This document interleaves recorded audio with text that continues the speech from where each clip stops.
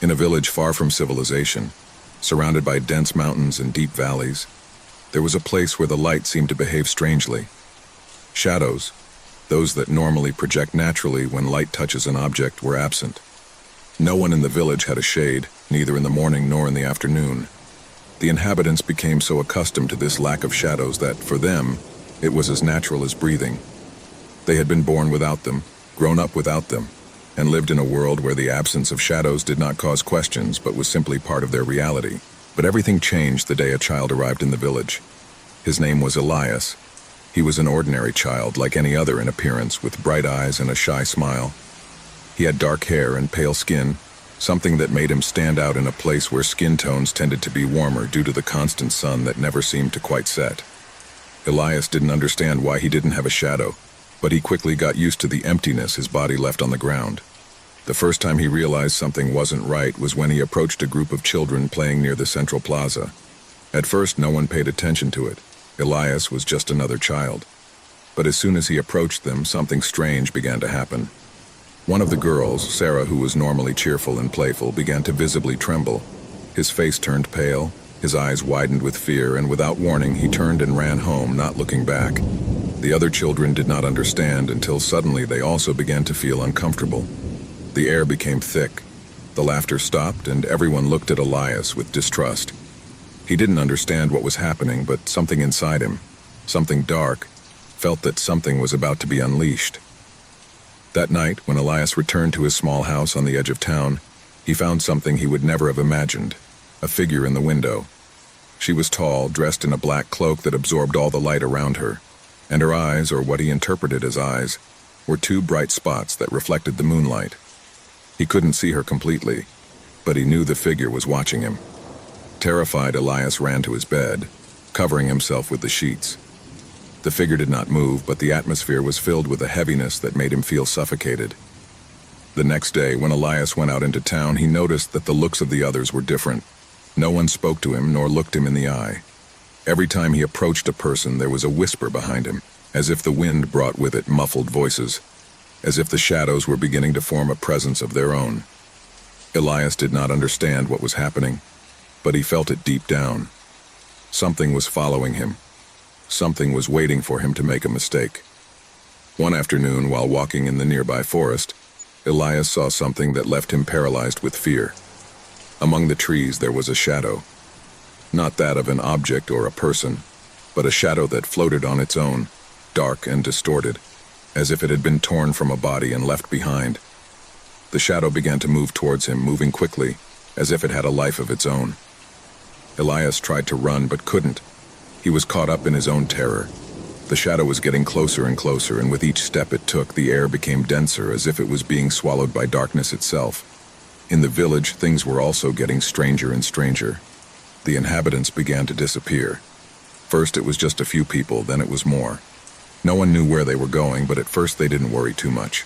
Later, disappearances became more frequent. The bravest tried to look for answers, but they all returned with empty eyes, as if they had been touched by something dark and incomprehensible. No one could see the shadows, but everyone felt something stalking them.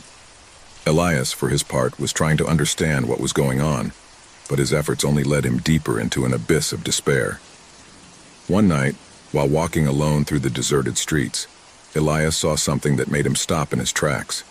In front of him, in the darkest corner of the square, was a circle of hooded figures. At first he thought they were people from the village, but as he got closer, he saw that they were not human. Their faces were covered by hoods that seemed to absorb light, and their bodies, although they had no defined shape, seemed to give off a negative energy. Elias tried to back away, but something grabbed him, something invisible, but with overwhelming force.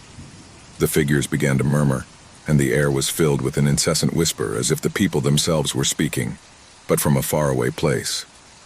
Elias tried to scream, but his voice wouldn't come out. I could only hear the sound of his heavy breathing and the pounding of his heart in his chest. Then one of the figures raised a hand, pointing to Elias. At first he didn't understand what was happening, until he felt a pressure in his chest, as if the air had become thicker and was oppressing him. A stabbing pain ran through his body, and suddenly Elias saw something emerge from his shadow. It wasn't his shadow. It wasn't anything he could recognize. It was something dark, something I had never seen before, a living shadow that twisted and stretched as if it had a will of its own. Elias tried to run, but his legs didn't respond. The shadow enveloped him, absorbed him, and with each step he took, his body faded a little more, as if it were part of a nightmare from which he could not awaken. At that moment, Elias understood the truth. He wasn't just a shadowless child. He was the shadow. His existence, his being, was a manifestation of what should never have been in that world. The others had no shadows because there was no longer any light to project them. Elias was the door between this world and the next, the bridge that connected two realities. His shadow, the one he had been looking for, was the key to unleashing something much darker and older than anyone in that town could have imagined. The figures surrounded Elias, and one of them slowly approached. His voice, though soft, echoed in Elias's mind like an echo from the depths of his soul. "You have come to reclaim what never belonged to you," the figure said, and its icy breath ran down the boy's face. "Now you will be part of the darkness, and the people will be your prison." The boy, now completely shrouded in shadows, was no longer a human being. He had ceased to be Elias, the common child, to become the shadow itself. And as the people continued their shadowless existence, they all knew that an evil greater than anything they could imagine had been born in their midst. Terror had come, and with it, an eternal darkness. The house was quiet, as was to be expected at that time of night. A deep, almost oppressive silence that invaded every corner of the house. Joseph was in his bed, staring at the ceiling, unable to sleep. Since his wife, Anna, had died, everything had changed. The house was no longer the same, and the emptiness left by it was unbearable. Everything in her life seemed to have a gray tinge, a sense of loss that couldn't be dissipated, no matter how hard she tried.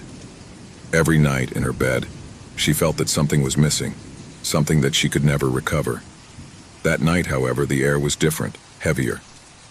The clock struck 3 o'clock in the morning, and Jose still couldn't find comfort. Suddenly, the phone began to ring, interrupting the stillness. It was an unusual sound in the house, as rarely did anyone call him at that hour. The sound of the ringing of the call was almost deafening in the silence, as if it was marked by some kind of foreshadowing. Jose, confused and somewhat frightened, sat up on the bed and looked at the phone.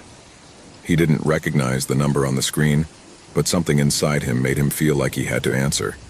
Maybe he thought it was a mistake, some kind of joke from someone playing on his pain, but the truth was that he was too curious and at the same time scared to ignore the call. Breathing heavily, he picked up the phone.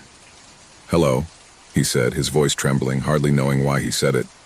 At first, there was only absolute silence, as deep as there was in the house. Joseph frowned, wondering if it was a joke, until he heard a soft breath as if someone was on the other end of the line. A familiar breath, but one that I did not fully recognize.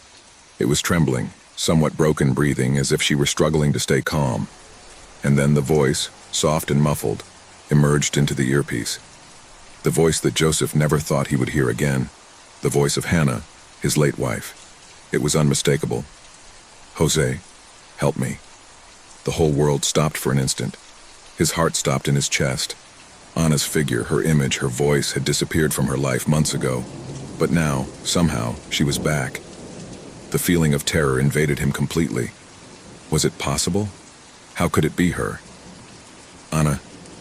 No, this can't be happening," he said, his voice trembling, feeling his mind fogging up, but still clinging to the idea that it might be a hallucination or some kind of trick. "Jose, please help me. I'm trapped. I can't get out," Anna's voice told him with palpable desperation. Joseph looked around the room as if expecting to see something, some hint that he was dreaming. Everything was in place. Everything seemed normal. But the feeling that something strange, something dark, was beginning to settle over the house did not leave him calm. The call continued, and his wife's voice did not stop asking for help. Panic began to rise through his chest, choking his breath. I didn't know what to think, what to believe, but I had to do something. "Anna, where are you? What's going on?" he asked, almost begging, looking at every corner of the room as if she could appear out of nowhere in front of him. In the house, replied the voice, which now sounded more distorted, more trembling, as if something were interfering with the communication. Anne's voice died briefly away, and Joseph could hear some strange noises in the background, low noises as if someone is walking through the house. His breathing quickened and his hands began to sweat. Was he listening to what he thought he was hearing? "Who's there?" he asked, almost unable to articulate the words. The response was a low laugh, a deep, malevolent sound that chilled Joseph's blood. It was a laugh that didn't belong to his wife, but to something else. Something he couldn't understand. Something that had no form. A shiver ran down his spine. The phone began to emit a series of strange sounds as if the call was being interfered with by something else. And then the voice returned, but now it was much deeper, more ominous. "Jose, don't go. Don't go." The warning only intensified the fear in his chest. Something was wrong. Something dark and sinister had taken the place where he had previously lived with Anna. Joseph got out of bed, the phone still pressed to his ear, and with slow steps, began to walk toward the bedroom door. The sound of the ringing of the call, the buzzing on the line, followed as a constant reminder that something was wrong. Every step he took toward the door was a struggle, a battle between the fear that built up inside him and the need to understand what was happening. He sat on the edge of the bed, then got up again, and with trembling hands began to walk down the hall. The house was dark, as it always was at that time of night. Every creak of the floor beneath his feet seemed to resonate as a sign that something was lurking in the shadows. The house, which had once been his home, now seemed a strange and uninhabited place, full of presences that could not be seen, but that were felt in every corner. With the phone still in his hand, Jose approached the lobby and saw something that made him stop in his tracks. A figure was gliding down the dark hallway, a figure he couldn't clearly distinguish but which looked familiar. It seemed to be flowing, as if it wasn't walking but rather gliding. He couldn't see his face, but he felt the presence, as if that figure was watching him. "Anna, is that you?" he said, his voice trembling as if he were looking for some kind of comfort, something that would give meaning to what he was experiencing. The figure paused for a moment and then faded into the darkness. Fear filled Jose's chest, but even with the phone in his hand, he could not take his eyes off the hallway. A loud knock on the front door broke the silence, a sound so loud that it echoed throughout the house. Joseph took a step back, scared, as his mind tried to process everything that was happening. He slowly approached the door, his breathing being the only thing he could hear. When he reached the door, an icy cold ran through his skin, and a shudder shook him completely. He opened the door cautiously, but there was no one on the other side. Nothing, just the cold night wind. He looked back into the house, and that's when he saw him. In the hallway, a face that belonged to someone who couldn't be real. It was not Anna's face or anyone he knew. It was something else, something moving towards him, slowly approaching. The face was pale, lifeless, with eyes that seemed empty, but with an expression of despair. The hair was messy, and the mouth, which moved slowly, uttered words that Joseph could not understand. At that point, the call was abruptly cut off. The phone fell from his hands, and he stepped back, staring in horror at the figure fading into the darkness. The house was quiet again. Too much silence. As if everything was suspended in the air, waiting for something else to happen. Joseph, paralyzed by fear, did not know what to do. Was his mind playing a cruel joke on him? Was it a dream? No, what I was experiencing could not be real, but the feeling that something dark had invaded her home was so strong that she couldn't ignore it. He felt a cold presence, the feeling that he was not alone, and at that moment he understood everything. The call, the figure, the voice of Anna. She hadn't been asking for help. She had been a warning. The house was now being occupied by something else, something that should not be there. The door to the hall slammed shut. The lights flickered and went out. Joseph looked around, completely surrounded by darkness. He was no longer alone. Whitehaven Island, a small, isolated piece of land in the middle of the murky waters of the North Sea, had been a mystery for years. For a long time, the few inhabitants who remained on its shores lived a quiet life, without much contact with the rest of the world. The island, though small and modest, was steeped in ancient history, full of secrets buried under layers of land forgotten by time. But all that changed on a gray autumn afternoon when a group of tourists, in their eagerness to know the place and its mysteries, decided to venture on the island without knowing what awaited them. The group never returned. Local authorities, alarmed by the unexplained disappearance, sent several expeditions in search of the tourists, but never found a trace of their presence. Weeks turned into months, months into years, and the case of the missing from Whitehaven went from front-page news to a story forgotten by most. No one knew what had happened on the island. However, the rumors did not stop. 5 years after the group's demise, things began to change. Stories were whispered among the locals of strange sightings and unexplained occurrences. Bright lights on the darkest nights, shadows moving through the trees, and unmistakable voices in the breeze that seemed to carry echoes of something lost. However, what most terrified those who lived in the vicinity was the growing number of stories about people who said they had returned from the island. People who had disappeared for years, but now walked the streets of the town again. At first, people thought they were simple coincidences, but as time progressed, the stories became more disturbing. No one seemed to be able to explain the return of the disappeared, let alone the strange behaviors exhibited by those who claimed to have returned. Many people were skeptical, but those who met these people soon began to feel a chill running down their spine. The people who returned were not the same.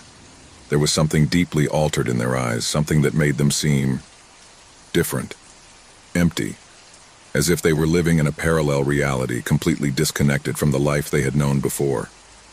The whole town began to murmur. No one knew what had happened on Whitehaven Island. No one knew what had changed those tourists who at first seemed to be ordinary people. A sense of fear and distrust took hold of the locals, and those returning from the island could not fit in. There was something inhuman about them, something that couldn't be explained in words. At first, those affected tried to continue with their lives, trying to reintegrate into the village and their former circles.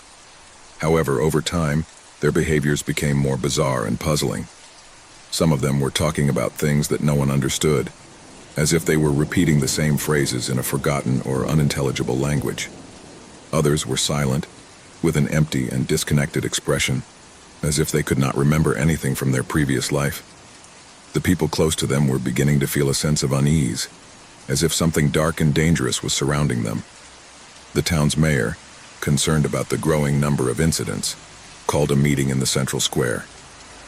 On the night before the meeting, one of the returnees, a woman named Clara, disappeared again without a trace, only to appear at dawn in the center of the village, covered in dirt and with a completely empty expression. The few witnesses who saw her came to an agreement. Something had changed inside her, something deeply disturbing. At the meeting, the villagers were frantically arguing about what to do with those who returned. Some believed they should be isolated. Others feared they might be a threat. Panic took hold of everyone when the stories began to arrive more frequently. No one knew if those who were returning were really the people who had disappeared, or if something else had taken them, altering them, transforming them into something else. It was at that moment that a young researcher named Samuel arrived in town. Samuel was a freelance journalist, known for his desire to unravel the darkest mysteries, and he had heard about the strange happenings in Whitehaven. He decided to travel to the island to discover the truth behind the returnees. With the approval of the local authorities, Samuel boarded a small boat to the island.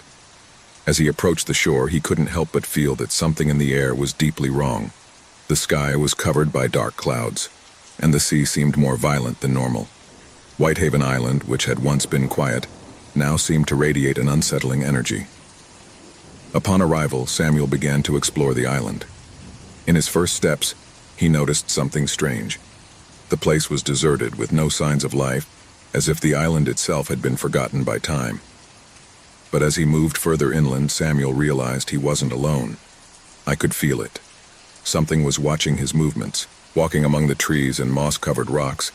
Samuel found what looked like a cave hidden among the hills. Intrigued, he went into it. Darkness enveloped him as he advanced through the narrow passage. And then, at the bottom of the cave, he saw something that left him cold. A set of strange symbols were etched into the walls of the cave, symbols that did not belong to any known culture. They were ancient, so profoundly old that they defied human logic. As Samuel watched them, a sense of anguish came over him. He felt as if something was awakening in the depths of the island, something he had been waiting for centuries. Suddenly, the cave began to tremble, and a strange vibration ran through his entire body. Samuel tried to get out, but the walls seemed to move, closing around him. It was then that he heard voices, soft at first, like a whisper in the distance. The voices grew louder, closer, until suddenly they stopped. And then he saw something he would never forget. The missing tourists, the same ones who had returned to the village, were standing in front of him, their eyes empty and their bodies motionless. They were there, but they were not the same. Something had transformed them. Something had possessed them. At that moment, Samuel understood what had happened. The island had not only been a place of isolation, it had been a point of convergence, a space where dark forces had infiltrated the human world. The people who returned were not human. They had been altered, possessed by an ancestral entity that controlled them. And that entity had been patiently waiting for his return. As the island began to crumble around him, Samuel tried to flee but couldn't. Darkness surrounded him, and the voices of the missing were transformed into deafening screams. The cave swallowed it all, and Whitehaven Island, with all its secrets and horrors, was sealed forever. The villagers never heard of Samuel again. The returnees, if they could still be called that, continued to wander the streets, their gaze empty and their soul lost forever. And the island, with its hidden terror, continued to wait for the next victim. It was a gray afternoon when Emily, exhausted from the long journey, decided to take an alternate route on her way home. The deserted road stretched for miles, surrounded by growing darkness. There were no signs of life or other vehicles, only the roar of the wind and the distant chirping of crickets. The engine of her car echoed in the stillness of the landscape, and she took the opportunity to relax. As she drove, she began to feel a strange sensation, as if she were being watched. She shook her head and told herself that it was just tiredness. However, something was not right. His phone above the passenger seat vibrated suddenly. Emily frowned at the screen. He didn't recognize the number but decided to answer, hoping it was an important call. "Hello, who's talking?" she said in a tired voice, trying to sound calm. At first there was no response, just the sound of heavy breathing on the other end of the line. Emily raised an eyebrow, puzzled. "Hello?" he repeated, looking at the phone with growing uneasiness. Finally, a trembling voice emerged from the darkness on the other end of the line. "Help me. Please," said the male voice, full of despair. "I'm trapped. I don't know where I am. There's something here. Something that is looking at me. He's chasing me." Emily felt a wave of discomfort run down her spine.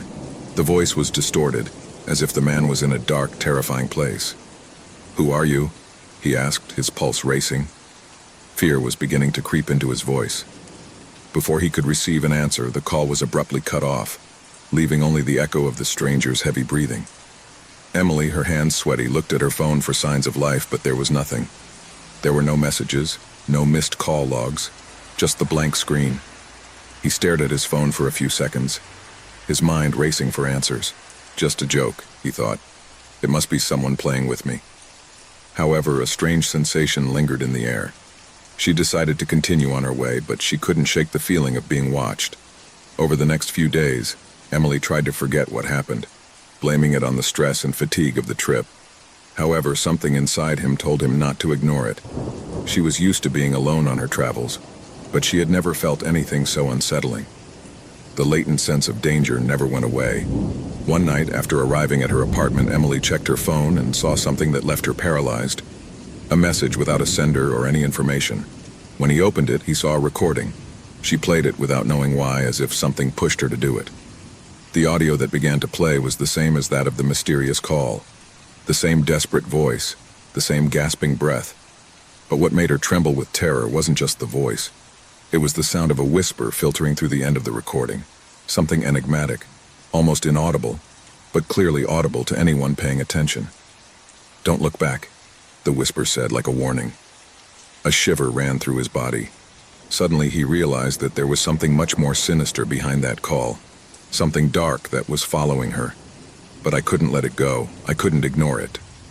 He decided to investigate. However, I had no idea what I was about to discover. Emily began to go through her phone logs, looking for something that might lead her to understand what had happened on the road. When he accessed the call history, something strange happened. There on the list, he saw the call from the unknown number, but with a peculiar detail. The time she was received did not coincide with the time she had been behind the wheel. It was as if the call had been recorded long before she answered it. The mystery increased, but something worse awaited her. That same night, Emily began receiving text messages. They were short, meaningless, but chilling. "You're closer than you think," said the first. The following message came shortly after. Don't leave the house. Another, an hour later. Time is running out. The messages intensified as the days progressed. Emily couldn't ignore them. She began to feel like she was being watched constantly, even though there were no obvious signs that anyone was around. At all hours, I felt the presence of a shadow, something I couldn't see but that was always lurking. The situation escalated when, one morning, Emily woke up with the feeling that something was not right. The air was dense, as if the atmosphere itself were charged with electricity. When she got out of bed and looked out the window, she saw something that left her paralyzed. On the other side of the street, in the gloom, there was a figure. Tall, thin, motionless. A figure she couldn't identify, but who seemed to be staring at her. Panic took hold of Emily. He closed the curtains quickly, trying to calm himself. I needed to get out of there. He didn't know where he would go or what he would do, but he felt that his life was in danger. He picked up his phone and saw one more notification, a message with an attachment. The file was a photo taken from his own window, showing his figure looking out. The tall and slender figure was now closer. So close that I could see her eyes, which glowed in the dark. In a fit of desperation, Emily ran to her car and drove to the place where she had first received the call. The deserted road, now covered in a thick fog, seemed even more unsettling than before. When he arrived at the scene, he turned on the car's lights, looking for any sign of what had happened. There, in the darkness, he saw something on the ground. It was his phone. The phone I'd forgotten. The phone that had witnessed everything that had happened. Upon picking it up, the device turned on its own, and a new notification appeared. You are too close to finding out the truth. Now there is no turning back. A heart-rending scream filled the air, and Emily felt something horrible loom over her. The phone began to make a strange sound, as if something was happening on the other end of the line. However, there was no one there. Everything was silent, except for the sound of his own breathing, quickened by fear. Emily tried to run, but the ground began to shake under her feet. At that moment, a dark figure emerged from the fog. It was the same being in the photo, his face deformed and his gaze fixed on her. She had no human face, only empty eyes that stared at her with terrifying intensity. The figure moved forward, sliding on the ground, and Emily, paralyzed with terror, tried to scream. But his voice did not come out. Only the sound of fog and heavy breathing surrounded her. The phone fell to the floor, and with it all hope. The figure caught up with her, and Emily disappeared into the darkness, absorbed in the terror that had haunted her from the moment she answered that call. The investigation that followed was puzzling. The phone, which was found at the scene, contained more messages. Some sent before Emily's disappearance, others after. The recordings and photos she had received indicated that someone had been following her from the moment she accepted that call. No one knew who was behind the threat, but the case remained unsolved. The authorities never found a concrete clue, and the forgotten phone remained stored as a macabre memory of the inexplicable. Emily's disappearance became a legend, a horror story whispered in the dark, where the forgotten phone was the key, and the figure in the fog, the eternal nightmare that haunted those naive enough to answer an unknown call. A normal weekend. That was what they thought when they began to organize the getaway. A group of friends decided to spend a few days away from the hustle and bustle of the city, looking for rest and moments of fun in an isolated house by a lake surrounded by forests. No one imagined that this place hid dark secrets that only the darkness of the night would be able to reveal. The house, old and made of wood, stood alone on a small island, connected to the mainland by a narrow bridge that creaked as it passed. In the distance, the water of the lake reflected the gray sky, enveloped by a thick mist that seemed never to rise. The air was humid, and the sound of the waves crashing against the shore was the only thing that broke the silence. No one in the group thought about the dense and heavy atmosphere surrounding the place. For them, it was simply an escape from the routine, an opportunity to enjoy nature. The friends, excited and full of energy, unloaded their backpacks and began to explore the house. It was spacious, with time-worn furniture, and while it looked cozy inside, something about its structure made it feel unsettling. The walls creaked at every step and the lights twinkled in the darkness, as if the house were alive, watching. In the afternoon, after lighting a fire and drinking something by the lake, they began to notice small details that they could not explain. The basement door, which was locked with an old padlock, seemed heavier than normal. Some of them thought it was a simple security measure, but the tension grew as the night progressed. When darkness fell completely, The feeling of discomfort in the air intensified.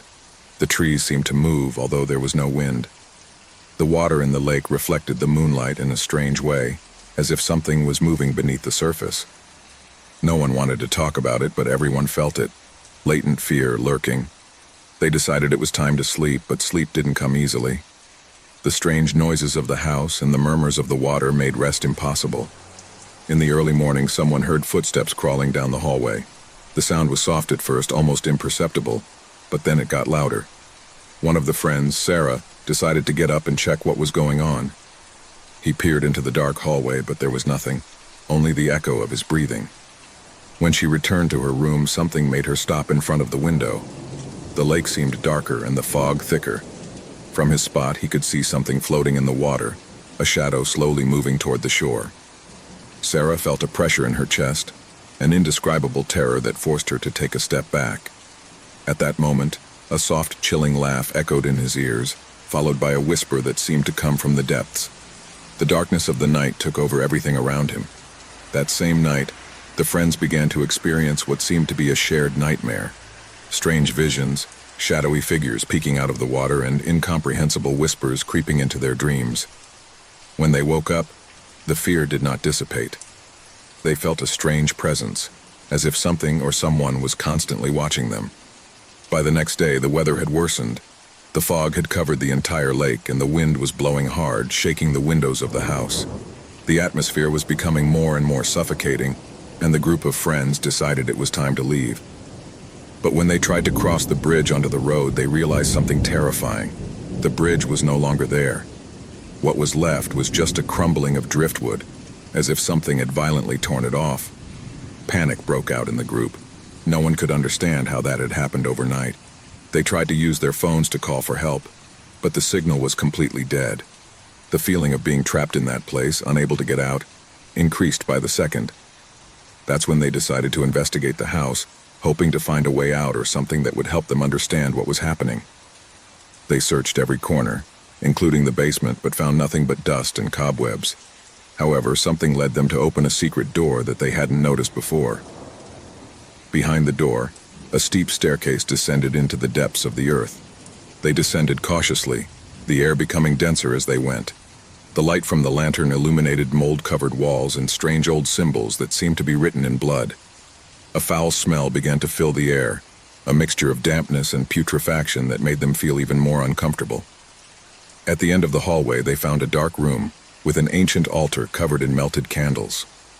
Around the altar, there were pieces of wood that seemed to belong to the destroyed bridge. Suddenly, the door slammed shut behind them, and a deep guttural roar echoed through the walls. Something was moving in the shadows, something that had been waiting, observing for centuries. The house, the lake, it had all been part of a forgotten ritual, one that had been interrupted. And now, with their presence, they had released something that should have remained locked up. The friends tried to run, but the shadows were moving quickly, enveloping them, trapping them in a nightmare of panic. The walls began to close, and laughter of something monstrous filled the air.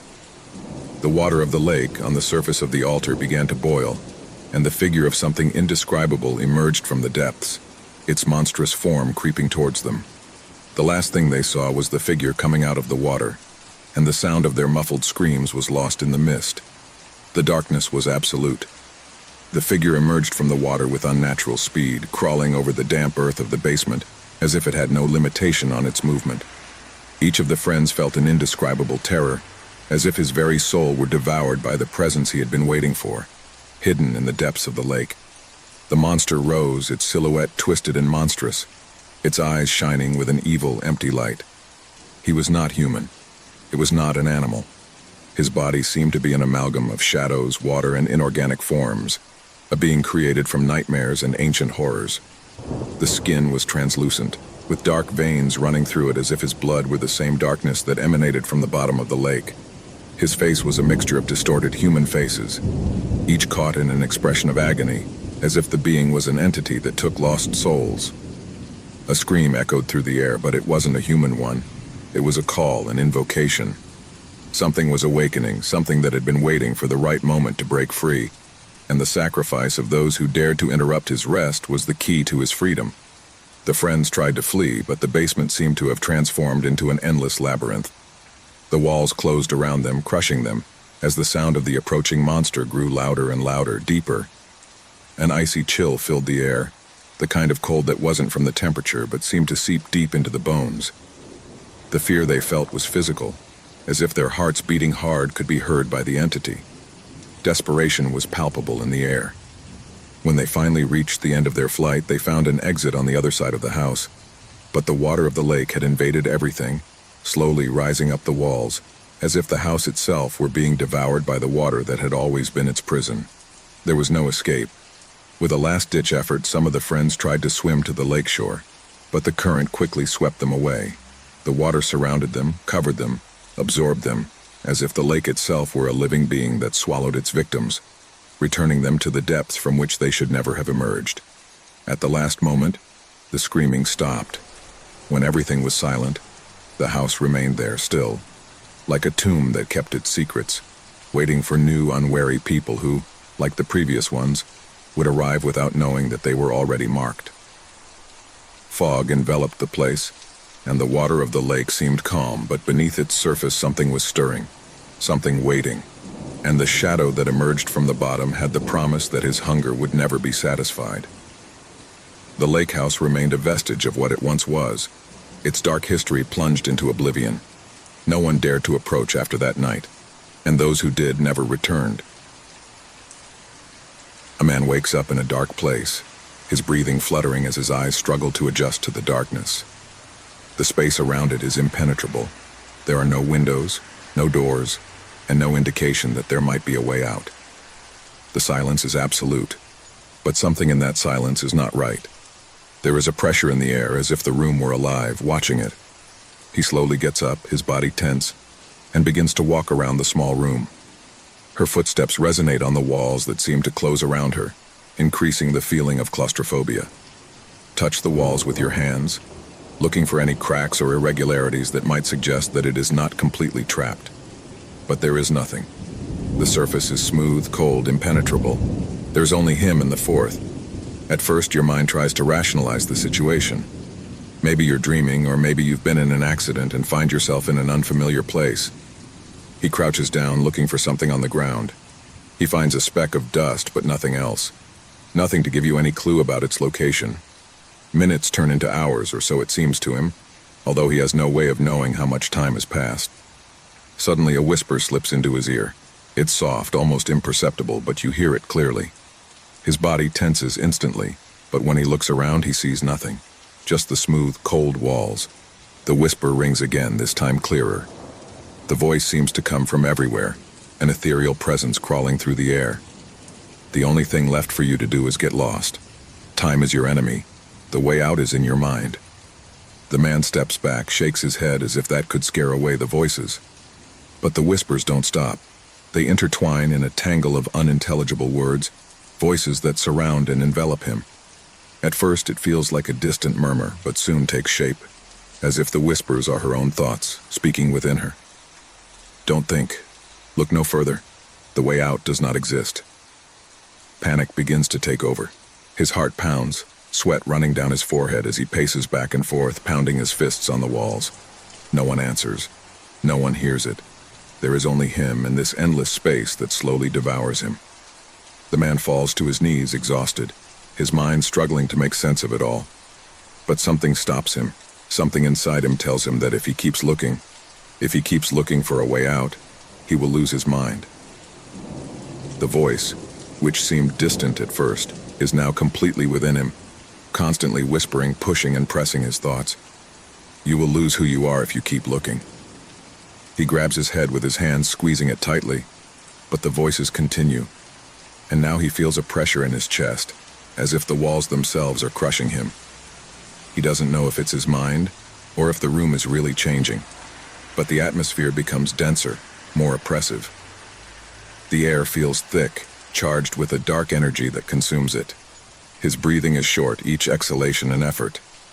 You're losing control, the voice whispers, now closer, deeper, as if inside his mind. There is no salvation, there is no escape. Madness is the only door. He screams, a desperate cry that seems to dissipate into the dead air of the room. At first, he thinks he is losing his mind. He imagines that he is in some kind of coma, trapped in his own body. But the sense of danger is too real to be a dream. The feeling of being watched, the pressure on his chest, the oppression that suffocates him, everything is real. There is no doubt. He staggers, falling back to the ground, his eyes welling with tears as he observes the space in which he is trapped. As panic consumes him, the voices grow. They are no longer just whispers. It's screams, squeals, distorted laughter that torment him from every corner of his mind. The way out is in your madness. Let her in. He closes his eyes, trying to resist. He wants to think of something, anything that will get him out of this place, but he can't. The voices do not let him, and the more you fight, the stronger you become. You're falling apart. You are your own worst enemy. Leaves. Give in. It's impossible. The walls feel like they're coming closer, like they're being compressed against your body, but when you open your eyes, you see the same thing. The fourth remains the same, no doors, no windows. Only him, only space. But now despair has completely taken hold of him. The walls aren't getting closer. There's nothing physical to crush it. It is his mind, which twists, which is distorted under the pressure of whispers, of voices, of anguish. He feels the sensation of falling, of sinking into an abyss from which he cannot escape. He knows that if he keeps listening to the voices, he will lose everything he has been, that he will become someone completely different, someone who is no longer him. But he can't stop listening. He cannot help but fear what is to come. The feeling of being trapped intensifies when you start to see things. The walls move, bend, twist as if they were alive. The once smooth surface now seems to pulsate as if breathing with it. The voice tells him that it doesn't matter anymore. That reason is a prison from which he can no longer escape. Welcome to your end. You feel overwhelming pressure, as if you are being crushed by your own fear. But when he lifts his head, he's not alone. A shadow moves in the corner of the room, at first imperceptible but increasingly defined.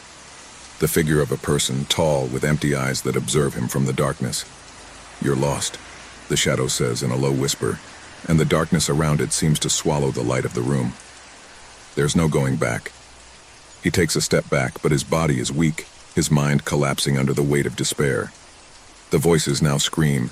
The whispers have become a rumble, a deafening roar that fills his head, filling every corner of his being with excruciating anguish. The shadow steps closer, her empty eyes fixed on his. "Excuse me," whispers the shadow. "The exit was inside you all along, but now it's too late." The man falls to the ground, his body tense, his mind broken. Fear consumes him completely. The darkness envelops him, and the voices, the presence, the shadow drag him into the void. There is no escape. There is no salvation anymore. In this room without doors, the only way out is madness. And he has reached it. Finally, silence returns. But now, that silence is more terrifying than any scream, because in this room he no longer exists. Time stopped. The mind broke. Madness was the last door, and he crossed it. It was a rainy afternoon when Andres returned home after a long day of work. Gray skies and thick fog covered the streets, reflecting a sense of melancholy that somehow seemed to fit the man's mood. It had been a particularly difficult day, filled with tensions and gloomy thoughts.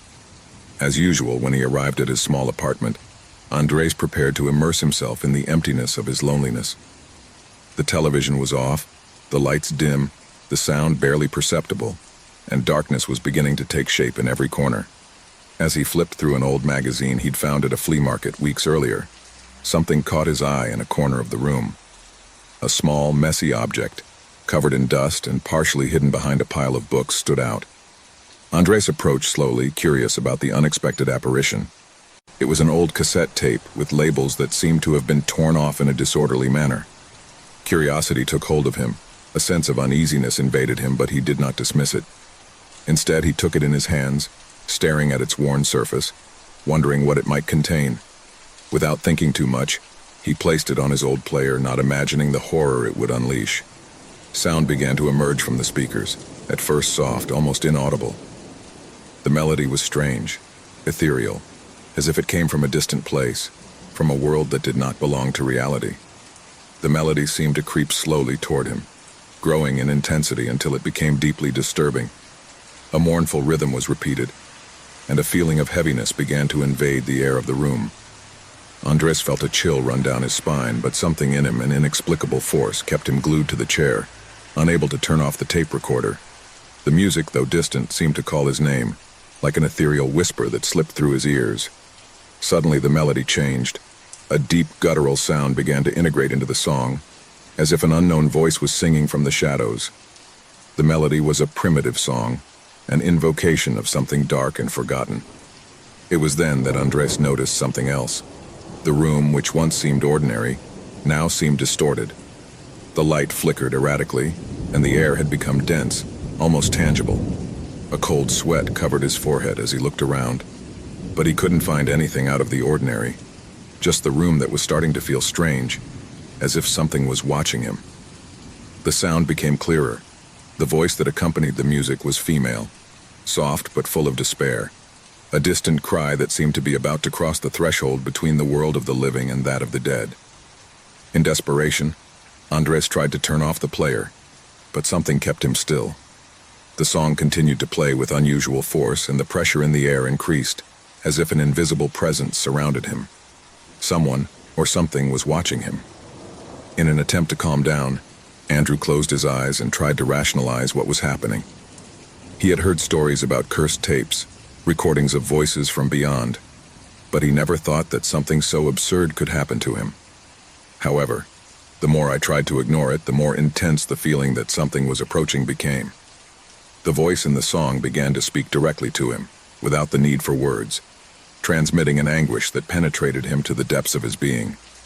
The music seemed to boom in his ears, and as the minutes passed, Andres began to feel that he was not alone. The pressure on his chest increased, as if an invisible weight were crushing him. He opened his eyes, and there, in the darkness of the corner of the room, a blurred figure appeared, barely visible, like a human shadow. The figure began to move slowly towards him, and Andrew, paralyzed with fear, could barely breathe. His eyes tried to focus on the figure, but everything became blurred, as if reality itself was crumbling. The shadow drew even closer, and in a whisper that seemed to resonate in his mind, the voice sang with frightening clarity, "Help me, Andres, help me escape."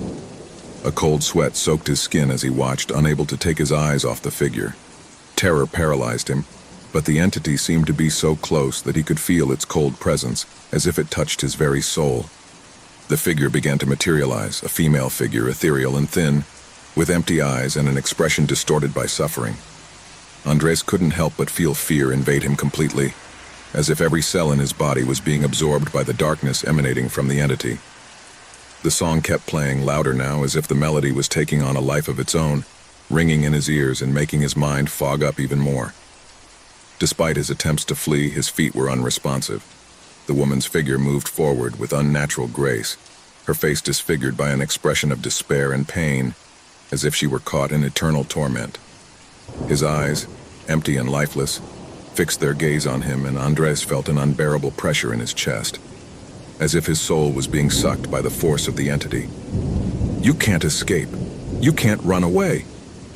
The whisper turned into a heart-rending scream, and Andres felt as if the sound was going through his body, tearing at his insides. He tried to scream, but his voice faded, choked by the terror that enveloped him. The entity, however, did not stop. She drew closer, and the darkness around her seemed to swallow the light of the room, plunging everything into utter blackness.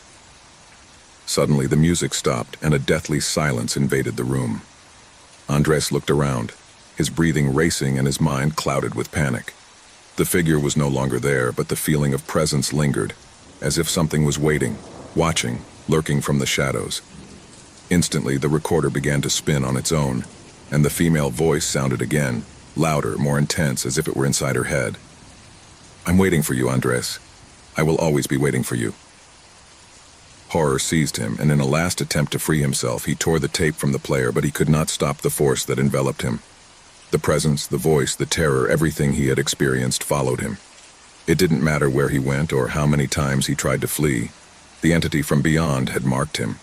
The song, the cursed melody, would never stop haunting him. With his heart pounding, Andrew looked at the fading room and knew deep down that the entity from beyond had claimed him. Fear surrounded him. The song would never stop. He was trapped forever in the darkness of the afterlife. There was something unsettling about the mirror that had come into the house that morning. It wasn't big enough to fill an entire wall, but it had an unmistakable presence. Its dark wooden frame looked antique with intricate engravings that got lost in detail, as if a hidden history was etched into it. No one in the family had ever seen anything like it before. It was said to be a valuable item, brought from an antique sale by a close family friend. No one gave it importance at first. It was just a mirror, right? The family was excited about the new ornament in their home. The patriarch Roberto decided to place it in the hallway right in front of the front door. A suitable place, he thought, to welcome visitors. No one seemed to notice how strange it was, but something in the air seemed to change every time someone passed in front of him. As if the reflection not only showed what was in front of him, but also what was not yet seen. The first to notice it was Sophia, the eldest daughter. She was 16 years old, a teenager who was used to life at home. Like any other morning, he woke up early, got ready for school, and before leaving, he walked down the hallway to make sure the door was locked. It was then that his eyes met the mirror. She watched him nonchalantly at first, but something stopped her. In the reflection, her own image seemed to be distorted, as if something dark surrounded her. What first surprised her was not his face, but what was behind him. A dark figure with empty eyes who was watching her in silence. Sophia's heart skipped a beat, and in the blink of an eye, the figure disappeared. She wasn't sure if it had been a light trick or something else, but she couldn't help but feel a deep sense of discomfort. All day, Sophia tried to forget what she had seen. She told her mother, but she downplayed it, believing that it was just an illusion caused by tiredness. However, every time she passed through the hallway, she felt that the mirror was watching her, as if waiting for her to look again. And when he did, the dark figure reappeared, always in the same place, always lurking. That night, while the family was having dinner, Sophia couldn't stop thinking about what she had seen. She felt that the mirror was calling her, that she was trapped in her reflection. Her mother, Clara, noticed her uneasiness and asked if she was okay, but Sophia only nodded silently, her eyes lost somewhere far away. That night, while the others were sleeping, he decided to face the mirror once again. At first, he didn't see anything, but after a few moments, the image returned. The dark figure rose in front of her, lighter than ever. This time, it wasn't just a silhouette. His face was distorted by indescribable horror, as if the shadows consumed him. Sophia tried to move away, but something kept her fixed, trapped by the empty gaze of the figure. A shiver ran down his spine as he heard a soft whisper, like a voice coming from afar, but at the same time, from close by. The figure opened its mouth but made no sound. He just stared at him, as if he knew what Sophia feared. And suddenly, a sense of panic enveloped her, as if the air thickened around her. In her mind, she saw terrifying images, such as a future where darkness slowly devoured her, where everything she loved faded away. The mirror was not just an object. It was a doorway to a sinister future, where humanity's deepest and most terrifying truth was reflected. When Roberto woke up the next morning, Sophia was no longer in her bed. At first, she thought she had left early, but after a couple of hours, worry settled in her chest. He searched the house, calling her by name, but there was no answer. It was then that he saw the door to the corridor ajar. He approached cautiously and entered. The mirror was there as if nothing had happened, but there was something different. The air was heavy, stale, as if an evil presence had taken possession of the place. Looking at the reflection, he saw Sophia, standing in front of the mirror, motionless, with an expression of absolute terror etched on her face. But the scariest thing was what was behind it. The dark figure was there, closer than ever. Before Roberto could react, Sophia's reflection began to move on its own. The image in the mirror showed the young woman screaming, trying to break free from the dark figure around her. But Roberto couldn't hear her. She tried to reach her daughter, but every step she took seemed to push her further away. Finally, with a desperate cry, Roberto tried to break the mirror, hoping to free Sophia from the terrifying vision. But when he hit the glass hard, it didn't break. Instead, the dark figure turned to him, and a shiver ran through his body. The shadow began to take shape, becoming human, but with an evil presence that chilled the blood. It was as if the darkness itself had come to life. Roberto tried to back off, but he couldn't. The figure slowly approached, and its empty eyes flashed with an intensity that made his skin stand on end. As he looked at her, Roberto felt as if his whole being was fading away. It was not only fear that dominated him, but the knowledge that there was no longer escape, that the mirror had already taken his soul. Terrified, Roberto tried to scream, but his words did not come out. Only a whisper came out of his mouth as if something was taking over his voice. Time seemed to stand still, and the dark figure surrounded him. As the shadow sucked him in, he saw something even more terrifying. In the reflection of the mirror, he saw the future of his family, a future where everyone would be devoured by darkness. The sight filled him with despair, but it was too late. Sophia disappeared from the house that night, leaving no trace. No one saw her leave. The family tried to move on, but something had changed in them. Everyone's eyes became empty, as if there was no humanity left in them. When the sun went down, no one dared to approach the mirror. They knew that when they looked at him, something else would look at them. The hidden truth that the mirror reflected was more terrifying than any monster. It was the truth of their own destinies, their own inner horrors manifested before them. The family never recovered from what happened. No one saw Sophia again, and little by little each member of the family vanished, one by one, consumed by the same shadow that had stalked them all. The mirror was still there, waiting, reflecting more and more terrified souls. No one knew how many had already succumbed to the power of that cursed object. No one dared to approach, but it still stood there, in the hallway, reflecting the truth of human darkness. The mirror of truth didn't just show the future. It showed the worst in each being, a truth that could never be forgotten. It was a night like any other. In the dark house, lit only by the dim moonlight that filtered through the curtains, Leah could not sleep. Even though his eyes felt heavy, his mind remained alert, restless. There was something strange in the air, a barely perceptible whisper that seemed to come from under his bed. At first he thought it was just the shadows playing with his imagination. After all, she was a little girl, and her mind was often filled with fantastical stories when she was plunged into darkness. That night, however, the air in his room seemed denser, as if the space was charged with a presence that didn't belong there. Leah pressed the sheets to her chest, her breathing quickening, but forced herself to close her eyes, trying to sleep as usual. But then a noise broke the silence. A touch, soft but clear. It was as if something was sliding on the floor. Her heart began to pound, and the girl couldn't help but turn her head, looking towards the edge of the bed. Nothing. A sigh of relief escaped his lips. Maybe it had been a draft, or his own mind playing tricks with it. He closed his eyes again, but when he tried to relax, the noise came back, this time closer, louder, as if something was slowly moving under his bed. Leah stood motionless, holding her breath, her eyes fixed on the place where the noise seemed to be coming. There was something there. I knew it. A shiver ran down his spine, and his mind began to conjure up images of strange creatures, monsters that only existed in horror tales. Suddenly, a quick, almost imperceptible movement made her jump. Something moved quickly in the darkness under his bed. It wasn't a familiar sound. It wasn't the creaking of old wood or the rumble of the house. It was a whisper, as if something was moving with extreme caution, as if trying not to be seen. Leah got out of bed and, trembling, approached slowly, dragging her feet on the floor. Her mind told her that she should not do it, that she should stay in bed, under the covers, where nothing could reach her. But curiosity got the better of fear, and her small body, though trembling, advanced to the edge of the bed. The room was dead silent, except for his rapid breathing. Leah crouched, her face close to the ground, her eyes fixed on where the sound had come.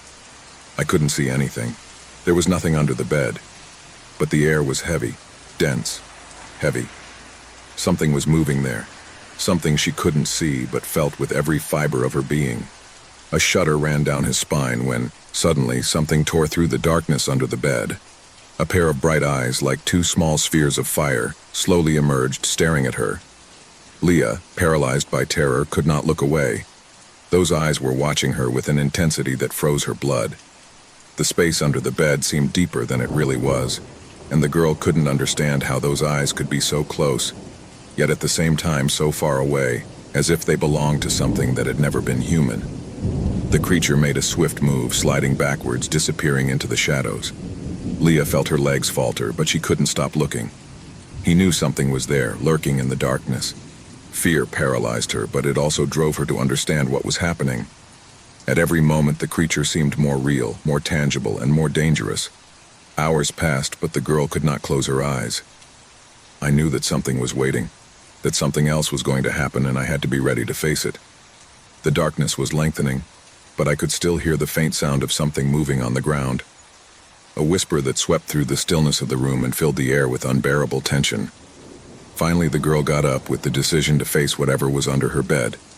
Leah approached again, this time without fear, as if she could no longer escape the need to know the truth. He bent down and, with bated breath, looked directly into the dark space beneath his bed. Nothing moved. Nothing looked at her. But then, a thin, wrinkled hand extended a long, crooked finger from the darkness. Her skin was grayish, almost transparent, and the fingers seemed to deform into strange shapes as they reached out toward her. A terrified Leah took a step back, but the hand reached for her, touching her ankle with a coldness that made her scream. A shudder ran through her body, and the girl fell backwards, her heart beating so fast that she could almost hear her heartbeat echoing in her ears. With supreme effort, Leah got up, ran to the door, and rushed out of the room without looking back. His footsteps echoed in the hallway as he made his way towards the stairs. The house no longer looked the same. The air felt thick, as if something was lurking in every corner, biding its time. The girl ran, feeling the pressure of that dark force that followed her so close yet so far away. Terrified, she reached the ground floor. His breathing became heavier and heavier, but something in the corner of the room caught his attention. A shadow that didn't fit, that didn't belong to the light of the lamp. In that dark corner, the creature watched her, her body long and meandering, with bright eyes that stared at her, as if enjoying the terror that the girl felt. The girl, out of breath, took a step back, looking for a way out, but the front door was locked. The creature slithered out of the shadows, slowly approaching, enjoying the panic in Leah's eyes. She could feel the dark presence getting closer and closer, as if it was about to devour her. In a last desperate attempt, Leah screamed for help, but her voice was lost in the air, suffocated by terror. The creature extended its claws toward her, and before she could react, its fingers reached out to her, dragging her into the darkness, into the very darkness that had been lurking beneath her bed. Fear, panic, darkness, everything swallowed the girl. The house fell silent, but under Leah's bed, something kept moving, waiting for its next victim. Night hung over the house with an eerie stillness, silence only interrupted by the occasional sound of a branch hitting the window. Laura was in her living room, embraced by the gloom that filtered through the curtains. The dim light of the table lamp dimly illuminated the book in his hands. In those moments of loneliness, I always found solace in the pages of a good novel, an escape from the daily grind. Tonight, however, something seemed different, something in the air that he couldn't clearly identify. The wall clock struck 9, and Laura heard a noise that broke the tranquility. A soft knock, as if someone were knocking on the door. He got up from the couch and walked toward the entrance, a slight feeling of discomfort running down his back. I never expected visitors at that time. He looked out the window before opening the door, but saw no one. A shiver ran through his body, though he tried to ignore it. After all, it could be children playing or someone in the wrong house. He opened the door, and there he was, a man standing in his doorway. He had a serious appearance, with a dark jacket and a hat that partially covered his face. Laura stared at him, bewildered. She didn't recognize him, but there was something in his eyes that seemed strangely familiar. "Good evening," the man said in a deep but calm voice. "Laura, right?" Laura frowned, overwhelmed by a growing sense of unease. "Yes, but I don't know you. How do you know my name?" The man smiled slightly, but his smile didn't reach his eyes. "I told you, Laura. We know each other, even if you don't remember it." Laura blinked, confused. What was he talking about? She had never seen that man in her life. How could I meet her? The air in the room seemed to have become dense, as if the atmosphere itself was being charged with something indescribable. "I'm sorry, but I can't help you," Laura said, trying to remain calm as she took a step back. "I don't know you." The man stood there, motionless, watching her with an uncomfortable intensity. Without saying a word, his eyes flashed for a moment with a strange light. Laura, feeling the weight of the situation, tried to close the door. But before he could, the man stepped forward, preventing him from doing so. "You don't need to be nervous," she said with an eerie calm. "I just want to talk. It's important." Laura's heart began to pound. She didn't understand what was happening, but something inside her was telling her to be alert. The feeling of being watched intensified, and the house, which had once been her refuge, suddenly seemed like a strange alien place. "What do you want?" he asked in a thin voice, trying to stay in control. The man stared at her before answering. "Come with me," There are things you need to remember. A shiver ran down Laura's spine. What things should I remember? The feeling of fear invaded her completely, but at the same time she couldn't help but feel intrigued. Something about the way the man spoke made her feel like she couldn't just refuse him. "I'm going to call the police if you don't leave," he finally said, unable to hide the anxiety in his voice. But the man didn't seem to flinch at the threat. "You can do it if you prefer," he replied with unsettling calmness, "but it won't change anything." Laura felt a growing pressure in her chest. The need to understand what was happening prompted her to take a step back, reluctantly allowing her into her home. The man walked into the room with terrifying naturalness, as if he had been there thousands of times before. "I shouldn't have," Laura muttered to herself, though she knew it was too late. The door closed with a dull sound, and the house was filled with an ominous calm, as if time itself had stopped. The air seemed denser, and the darkness thicker. She sat down on the couch, unable to take her eyes off the man. He sat down in front of her, his arms folded, staring at her. "What I want you to remember is that," he finally said. "Remember what you forgot." Laura frowned, completely bewildered. "I don't understand what you're talking about. I don't know you. Who are you?" The man stared at her, and for an instant, Laura saw something in his eyes that made her blood run cold. It was as if there was a connection between them, something deep and ancient that I couldn't comprehend. The feeling of dread grew inside him. "I am someone from your past," he replied, his voice deeper. "Someone who knows you better than you think, and something you forgot comes looking for you."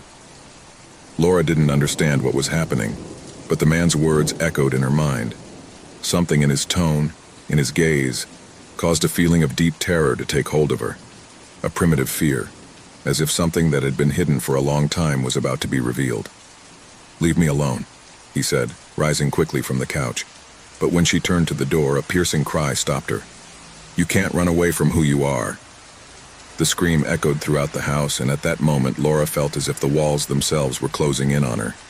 He looked at the man in horror, feeling the air grow even denser, as if his own breath was getting heavier and heavier. "What do you want from me?" he murmured, his voice trembling, unable to comprehend what was happening. The man slowly got up, approaching her unhurriedly, as if he knew there was no escape. "What I want you to remember is that you remember everything you have forgotten." Laura backed away, but the shadows of the house seemed to envelop her, barring any attempt to flee. His heart was pounding, and a cold sweat ran down his forehead. The man looked at her with that same frightful calmness, and at that moment, she understood something that made her blood run cold. She was no longer alone. A group of 5 friends, all with hiking experience, decided to go on a trip to the Shadow Hill Forest. They had heard the stories and legends that haunted that place since they were children. Stories that spoke of unexplained disappearances, of people who never returned after entering the forest. However, what originally seemed to be a challenging adventure would quickly turn into a nightmare that would test not only his bravery, but his deepest fears. The sun was beginning to set when they reached the edge of the Shadow Hill Forest. The treetops formed a dark blanket that blocked much of the light. Despite the sinister reputation of that place, the 5 friends did not let fear stop them. They were used to walking in nature, and they believed that stories were just that, stories. They decided to camp near a clearing, a small open area between the trees, which offered them a quiet view of the starry sky. They prepared to spend a relaxed night surrounded by nature, not knowing that this would be the last moment of calm they would experience. As the night wore on, the shadows of the forest seemed to lengthen, and a strange stillness came over the place. None of the friends could remember exactly when it started, but something changed in the air. The wind stopped blowing, and a deep silence invaded the space. Suddenly, one of the group members, Sarah, felt someone watching her. He turned toward the forest, looking for some sign, but saw nothing but the impenetrable darkness of the trees. "Did you hear that?" asked Sarah, her voice trembling slightly. The others were silent, listening intently, but there was no response. Everything was too quiet, as if the forest itself was holding its breath. A few minutes later, the silence was broken by the sound of something rustling in the distance, as if someone were walking through the dry foliage. "It's just the wind," Mark said, trying to sound confident, but his tone wasn't as convincing as he thought. Suddenly, a piercing scream broke the stillness, coming from somewhere nearby. They all got up, terrified, looking around. The sound was so close, but they couldn't see anything. "What was that?" muttered John, his voice raspy on. The group decided that it would be best to leave the camp and return to the starting point, but something prevented them from moving.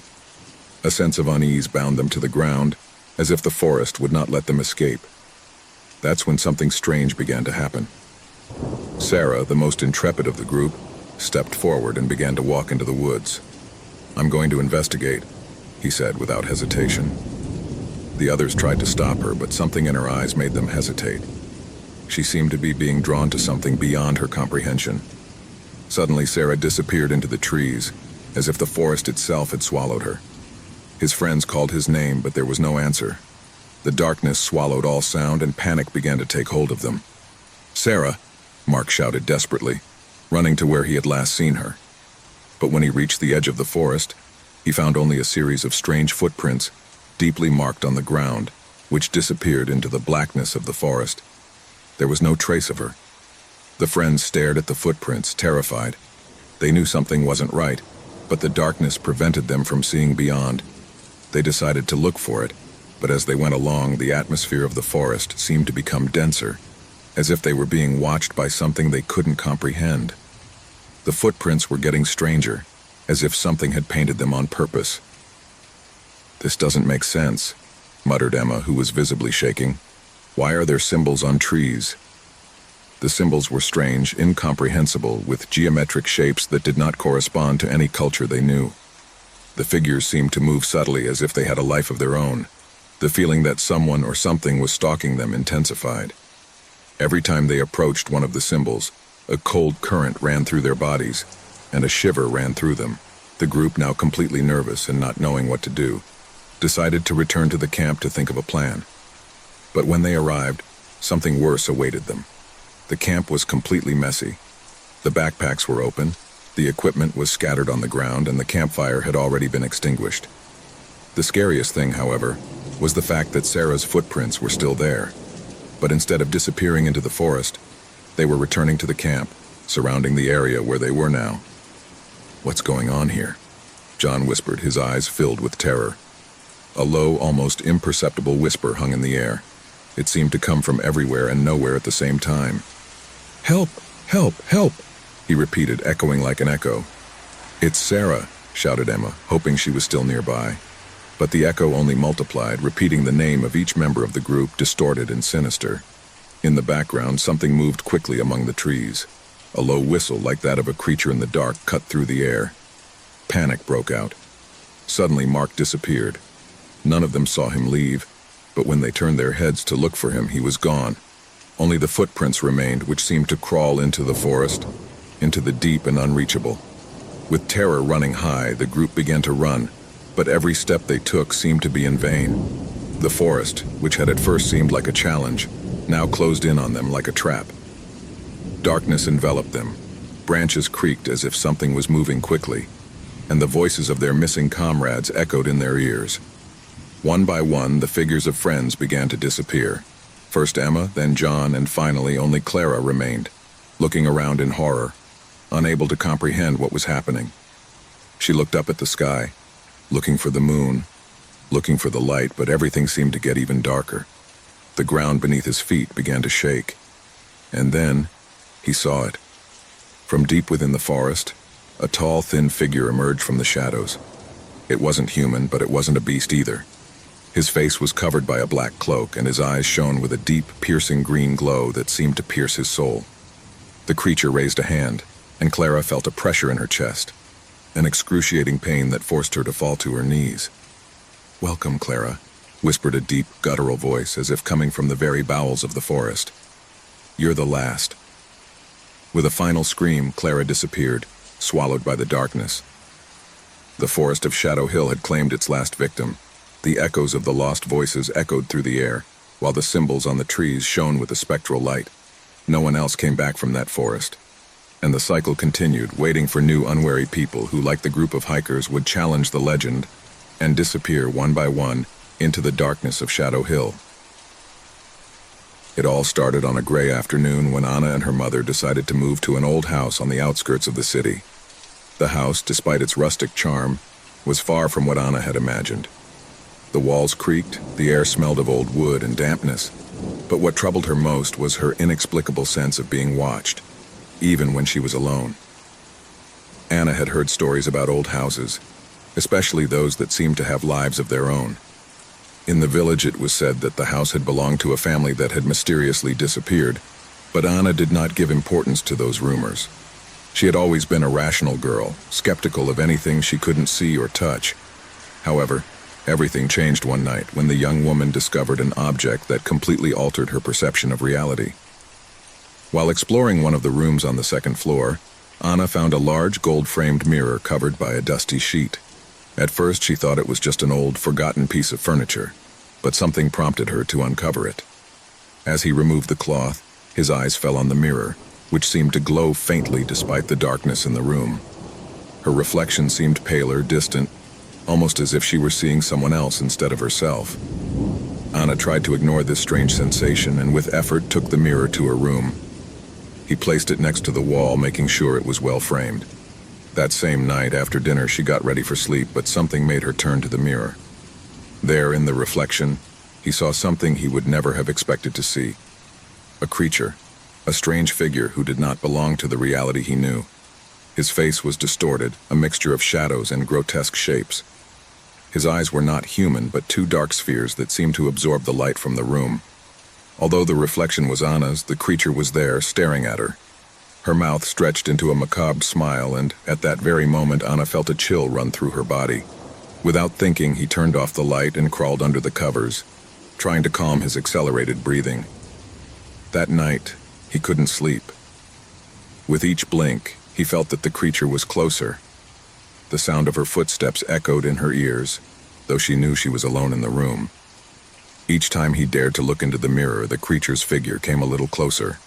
The next morning, Anna woke up hoping that it had all been a dream, but the sense of dread was still intact. Days passed and the creature did not disappear. Although Anne tried to avoid the mirror, her presence became more and more evident. At first it only appeared in the reflection of the mirror, but soon it began to manifest in other places. The young woman saw it reflected in the bathroom window, in the metal surface of the refrigerator, even in the shine of the silver spoons. It was everywhere.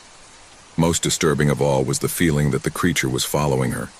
Wherever he went, he always seemed to be watching her from some reflection. Anna tried to talk to her mother, but she, not experiencing the same, thought that her daughter was exaggerating. The young woman then decided to look for answers on her own. One night, after researching on the internet, he discovered stories of haunted houses and cursed objects. He found stories about ancient mirrors, mirrors that reflected not only the visible but also the hidden, what should not be seen. He studied several similar cases, where mirrors not only acted as portals to another dimension, but were also doors to nightmarish creatures, dark beings trapped in a parallel reality that fed on fear. Anna, terrified, realized that she had fallen into a deadly trap. The mirror was not just an ancient object, but a conduit to an evil entity, something that had been released by uncovering it. His fate was sealed. The more time he spent near the creature, the stronger his influence over it became. One night, while Anne was sitting in her room, the creature appeared again in the mirror. This time it was not only reflected in him. Her eyes left the surface of the glass and stared at her, as if she could break through the barrier that separated her world from Anna's. The creature began to whisper unintelligible words, but the young woman could hear its name amidst the tangle of grotesque sounds. Fear paralyzed her, and she felt her soul begin to be absorbed by that evil presence. Anna decided that she could no longer live like this. She needed to get rid of the mirror before the creature completely devoured her. With frantic determination, he dragged him into the backyard, and with a hammer began to beat him mercilessly. Each blow seemed to release more dark energy, an invisible power that surrounded her and almost made her lose consciousness. Finally, the mirror shattered into 1,000 pieces, but even after destroying it, the terror didn't go away. For days, Anna began to notice something strange. The creature was no longer reflected on surfaces, but I could feel its presence in every corner of the house. It didn't matter how many mirrors or shiny surfaces I destroyed. The creature was still there, lurking, waiting for the right moment to take it over completely. Anna was no longer the same. Each night, the creature's whispers followed her into her dreams, distorting her mind and altering her perception of reality. The young woman could no longer distinguish between what was real and what was not. When she looked in the mirror of a public bathroom, or in the reflection of a window, she saw the dark eyes of the creature watching her, and she felt her soul slowly fade away. The creature had escaped from the mirror and was now inside her, trapped in her mind, like an eternal shadow that could never escape. Anne had become his prisoner, and there was no way to free herself. It was a gray day when Daniel and Laura decided to escape the hustle and bustle of the city. After months of constant stress, they decided that all they needed was the fresh air of the forest and the tranquility of a cabin away from everything. A couple of days, just the two of them, surrounded by nature, where they could relax without worries. The cabin they rented was in a small, secluded corner, where there were no houses nearby and hardly any phone signals. The road meandered between tall trees that towered like giants, mostly covering the sunlight. When they arrived, they realized how far away everything really was. There was not a store, not a sign of human life for miles around. The cabin was small, rustic but cozy. Outside, time seemed to have stopped, as if it were a refuge forgotten by all. "This is perfect," Laura said, dropping her suitcase on the dusty porch floor. "We need this. Time to disconnect." Daniel smiled, though he couldn't deny that something in the air was strange to him. There was something unsettling about the stillness of the place. But he ignored it, thinking it was just his mind burdened by the pressures of the city. What he didn't know was that the calm they longed for would be interrupted by something much more terrifying. The cabin had the essentials: a fireplace that crackled softly, a kitchenette, and a couple of cozy rooms. As they settled in, Daniel and Laura felt more relaxed, forgetting the stresses of work and everyday life. But soon, the first shadows of uneasiness began to appear. That night, after a quiet dinner by the fire, they retired to their room. As Laura settled into bed, Daniel leaned out of the window, looking out the forest around the cabin. The full moon was high in the sky, but it wasn't enough to illuminate the thickness of the trees. "I couldn't help but feel a sense of being watched, even though I couldn't see anything." "Is everything okay?" asked Laura from the bed. "Yes, just the silence is so absolute here," Daniel replied, closing the curtain and turning off the light. But when he tried to sleep, Daniel's sleep was interrupted by strange noises, a distant creak, as if something or someone is moving through the trees. At first he thought it might be an animal, but then the sound repeated, closer, as if someone was approaching the cabin. Daniel tried to ignore it, blaming it on the stress and loneliness of the place. But the creaks continued until a loud bang made him get out of bed. "Did you hear that?" Daniel whispered, looking at Laura, who was already awake. She nodded, looking out the window. "Yes, as if someone is nearby. Should we go and look?" "Number. Let's better stay here and check tomorrow. It's very dark outside." Laura wasn't so sure. Something in the air kept her alert, but she trusted Daniel, and the cabin was safe, or so she thought. The next morning, they didn't mention the noises of the night. The light of day brought with it a false sense of security. They decided to take a walk in the woods, exploring the surroundings. As they walked, Daniel felt the strange sensation of being watched again. Every time he turned his head, he saw nothing, but the feeling lingered, as if something was watching them from the shadows of the trees. "I don't know, Laura. This place scares me a little. Perhaps we should have looked for something closer to civilization." "Come on, don't be paranoid. It's just a forest and we're all alone." "There's something soothing about this silence," Laura replied, though she also felt a growing discomfort in her chest. As they moved deeper into the forest, the sound of their footsteps and the breeze moving the leaves of the trees were the only things that broke the silence. But as they advanced, something else began to add tension to the atmosphere. Some branches creaked near them, and when they looked, they saw nothing and no one. "Who else could be here?" muttered Daniel, looking around more nervously. "Don't worry, it's just an animal.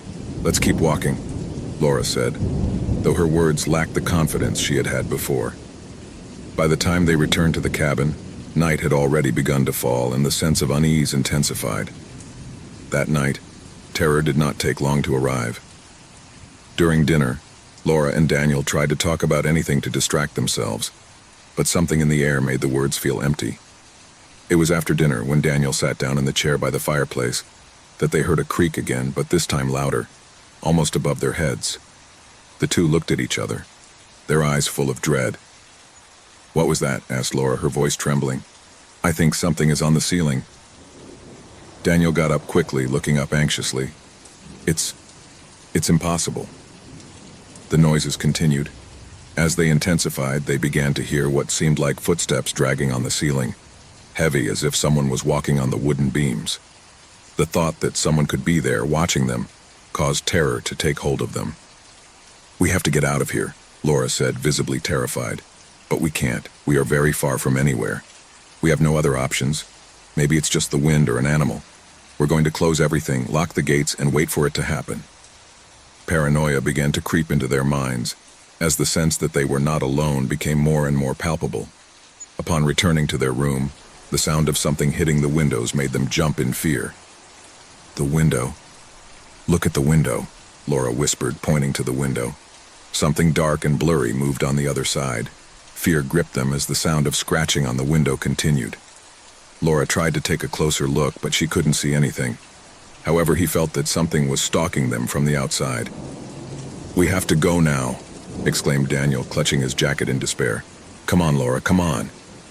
But when they both tried to open the door to escape, something stopped them. The door wouldn't budge. It was sealed from the outside. Panic set in when they discovered they couldn't open the door. They tried with all their might, but the lock seemed to have been locked from the outside. Laura, her face pale, began to breathe rapidly, her mind working at 1,000 miles an hour. Daniel stared at her desperately, trying to find a solution, but all he saw was darkness and the creaking of wood around them. "We can't stay here. Something is not right. What the hell is going on?" said Daniel, sweating and looking anxiously into every corner of the room. Suddenly, the lamplight went out, plunging the room into complete darkness. The creaking of the wood coming from the ceiling now felt closer, as if someone was slowly descending, approaching them. Both of them, paralyzed with fear, approached the window, but something in the air told them that looking outside would only make things worse. "We have to get out of here no matter what it takes," Laura said in a trembling voice. Laura began to bang on the window with all her might, but the glass would not give way. Suddenly, a figure appeared in the darkness outside, its dark outline silhouetted against the dim moonlight. Daniel screamed, but the voice choked in his throat as he saw the silhouette moving through the trees, watching them mercilessly. "What is that? Who's there?" asked Laura, her voice breaking. There was no response, only the growing sense that something horrible was about to happen. The figure stood there, motionless, its eyes fixed on them. Panic began to engulf them as they tried to find a way out, but the feeling that they were being watched only intensified. "Help me!" shouted Laura, finally giving in to the terror that consumed her. But there was no response. The world seemed to have stopped, and the only sound was the rustling of trees swaying in the wind. Without warning, the figure disappeared into the trees. Daniel breathed heavily, trying to process what he had just seen. The figure that had been lurking around the hut seemed to fade into nothingness, but the feeling of being watched didn't go away. Something was not right. There was something they couldn't see, but around them, like a presence seeping through the shadows, lurking. The clock on the wall made an almost imperceptible sound, but loud enough to break the absolute silence. Laura and Daniel looked at each other in terror, the words getting stuck in their throats. "We can't stay here," Daniel muttered as he tried to think of a way out. "We have to find a way out." With their hearts racing, they began to look for any possible way to escape. But it was at that moment that the door burst open, as if something had unlocked it from the outside. Moonlight immediately poured in, illuminating the room in eerie shadows. The figure was gone, but the sense of danger was stronger than ever. Without thinking twice, Daniel and Laura left the cabin in a hurry, running into the woods without looking back. The ground was wet and branches hit their faces as they ran frantically. They could hear footsteps behind them, the rustling of branches and leaves moving. They didn't know if it was the figure chasing them or something more sinister, but they didn't dare to look. "Run, Laura! Run!" shouted Daniel, feeling his breath ragged. Anxiety consumed them, and every second it seemed like something was catching up with them. But when they turned to see if there was anything behind it, the figure was gone. There was no trace of anything, only the thick fog that began to envelop them. The trees, which had once seemed harmless, now stood like dark giants, and the darkness of the forest seemed to devour them. There was no visible path, no lights, only the thick gloom that surrounded them. Daniel and Laura reached the edge of the forest, where the road seemed distant, as if they could never reach it. The feeling of dread consumed them, But at that moment, Laura fell to her knees, exhausted and trembling. "What's going on? Why can't we get out of here?" sobbed Laura, looking out over the woods where the shadows moved as if they were alive. Daniel tried to comfort her, but he also felt the growing despair. Something was catching them, something much bigger than them, something they couldn't understand. Suddenly, a heart-rending scream echoed through the air, a voice that was not human. Something appeared on the threshold of the trees, a tall figure shrouded in darkness. His face was an indescribable shadow, but his eyes, two empty abysses, shone with a frightful intensity. The figure was watching them, and something in his eyes made their skin stand on end. "No, it can't be," shouted Daniel, as the figure slowly advanced towards them. Fear paralyzed them. They didn't know what that thing was or where it had come from. They only knew that they could not escape. The air around them thickened, as if time itself had stopped. The figure raised his arm, pointing at them, and a barely audible whisper could be heard in the wind. Laura and Daniel's name was whispered in their ears like a distant echo. Suddenly, the ground beneath their feet began to shake, and an invisible force pushed them to the ground. Fear turned to absolute terror. They were no longer in the same place. They had been transported to another world, a gloomy and dark place, where the trees twisted into grotesque shapes, and the air was thick and oppressive. The empty-eyed figure slowly approached them, its shadow enveloping them, and with one swift motion took them, absorbing them in the darkness. The cabin, the forest, everything disappeared in a breath, and all that remained was the sound of the wind, carrying with it the whispers of those who had been observed, until they could never be reached. It all started one afternoon like any other. Joseph was at home alone as always. He was a man of quiet life, nothing out of the ordinary. His daily routine consisted of working in his office, eating a light dinner, and sleeping early. He had left behind a relationship that had marked him, and now he lived in this house with an air of loneliness that comforted him. The walls of her home, though gray and somewhat worn, had something cozy about them. There was something about them that gave him peace, though he had never stopped to wonder what it was exactly. One day, as he was getting ready to leave for work, he looked at himself in the hallway mirror. He was adjusting his tie when, for a fleeting moment, something in his reflection made him stop. It wasn't something I could identify at first, just a flash, a shadow that seemed to move behind him, but when he turned his head, he saw nothing. He was alone. He didn't think much about it, attributing it to tiredness or lack of sleep. However, that night, while in the living room, he read an article on his mobile phone about strange phenomena in houses.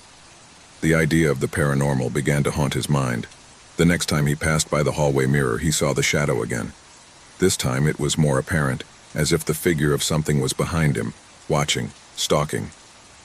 But he did not move. Joseph took a deep breath, turned around, and found nothing but the normal reflection of his own face.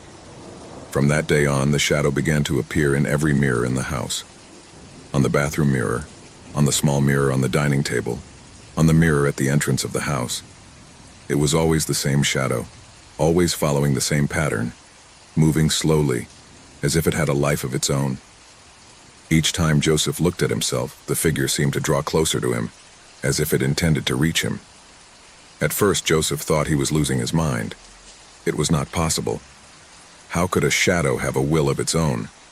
And how could he move through each mirror in the house? But as the days went by, the shadow's behavior became stranger. In the bathroom mirror, he could see how the shadow seemed to lengthen, stretch towards him, as if he wanted to touch him. In the reflection of the hallway, the shadow was beginning to change shape. It was no longer just a dark outline. I could see how the shadow formed a human figure, but it was blurry, undefined. Jose began to feel observed. It didn't matter where I was inside the house. He could no longer escape his own gaze in the mirror, the shadow that stalked him from the reflections. Every time I walked into a room and saw the mirror, I could feel the shadow getting closer and closer. He was no longer sure if he was only seeing what his mind was suggesting to him, or if somehow that shadow was actually following him. One night, after having been at home all day, the shadow became more apparent than ever. As Joseph walked down the hall, he felt a presence behind him. It wasn't like other times, when she had felt that something strange was happening to her when she looked in the mirrors. This time, the feeling was more real. The shadow in the hallway mirror seemed to move on its own, swirling around him as if to catch him. Joseph backed away quickly, his heart pounding. He looked around, but there was nothing in the house that could explain it. He ran to the dining room looking for something that could make sense of it all. Fear began to take hold of him. He couldn't comprehend what was happening, but he couldn't ignore it anymore. That night, he couldn't sleep. He decided to stay in the dining room without taking his eyes off the mirror. The shadow appeared again, sharper, more defined, drawing closer and closer to him. He was a human figure like a specter, but with something dark about his being. The shadow seemed to be breathing, waiting for the right moment to move forward. Jose could feel the air getting heavier around him. Fear invaded him completely. He decided that he had to do something, that he could not continue to live with that presence, with that figure that stalked him from the mirrors. But when he looked back into the hallway mirror, the shadow was closer than it had been before. This time, not only was he approaching, but he seemed to be moving towards him in a violent manner. Joseph felt his chest tighten, that something strange was happening. It was as if the shadow wanted to trap him, to possess him. Terrified, he tried to run out to the door, but before he could open it, the shadow materialized. He was no longer a mere figure reflected in mirrors. He had crossed over into the real world. Joseph could see the shadow take on human form, a disfigured-looking figure with empty eyes and an expression of anger and despair. The shadow surrounded him, and he, in his utter panic, couldn't move. Terror had paralyzed him. He wanted to scream, but his voice choked in his throat. The shadow began to whisper in his ear, incomprehensible words as if he were speaking to him in an ancient language, one that Joseph had never heard. Desperation invaded him completely. Fear had consumed him. He tried to back away, but he couldn't. The shadow kept him trapped. It was as if he were in an invisible prison that prevented him from escaping. The horror of what I was experiencing made everything even more real. The shadow not only followed him, now he touched him, brushed him with his cold hands, transmitting a feeling of pure evil. Joseph closed his eyes, trying to escape, but as he opened them, he realized that the shadow was completely above him. His hands were no longer cold but frozen, and they could feel him being dragged into the darkness from which he had emerged. Finally, the shadow absorbed him completely. There were no screams, no lights, no sign of life. Only the house remained silent. The mirror in the hallway, however, was still there, reflecting an empty image, that of an empty, gloomy room. From that day on, no one saw Joseph again. The house remained intact, but the mirrors never reflected the same again. In the hallway where Joseph had been trapped, the reflections were beginning to show a new figure, a shadow that moved slowly, waiting to be seen by the next one who dared to approach the mirror. The curse of reflection continued. In that home now there was only the echo of a dark presence silently waiting for the next victim to fall under its influence. No one knows what really happened to Joseph. What is clear is that, from that moment on, the shadows in the mirrors would never again be something innocent. Because sometimes what the glass reflects is not just a reflection, but something much more terrifying, something that can no longer be discarded by the human eye. The full moon illuminated the train station with its faint glow. It was a cold night, with the biting wind blowing through the bare trees that surrounded the place. The station was located in a remote and forgotten part of the country, a place where time seemed to have stopped. No one in the vicinity would dare to cross the track at that hour, and few dared to wait for a train so late at night. The train, called the last station, had a haunting history among locals. Many said that he never made it on time, but still people kept getting on board, as if an invisible force was driving them to do so. Tonight would be no different, or so it seemed. But it wasn't. The clock struck 11:45 when the train arrived silently at the station, with a strange screech of the brakes echoing in the stillness of the night. None of the passengers seemed to notice the strangeness of the situation, as if they were all immersed in a kind of trance.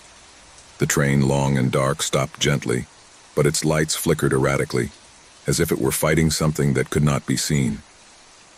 From the platform, Inspector Guillermo Morales watched the arrival of the train.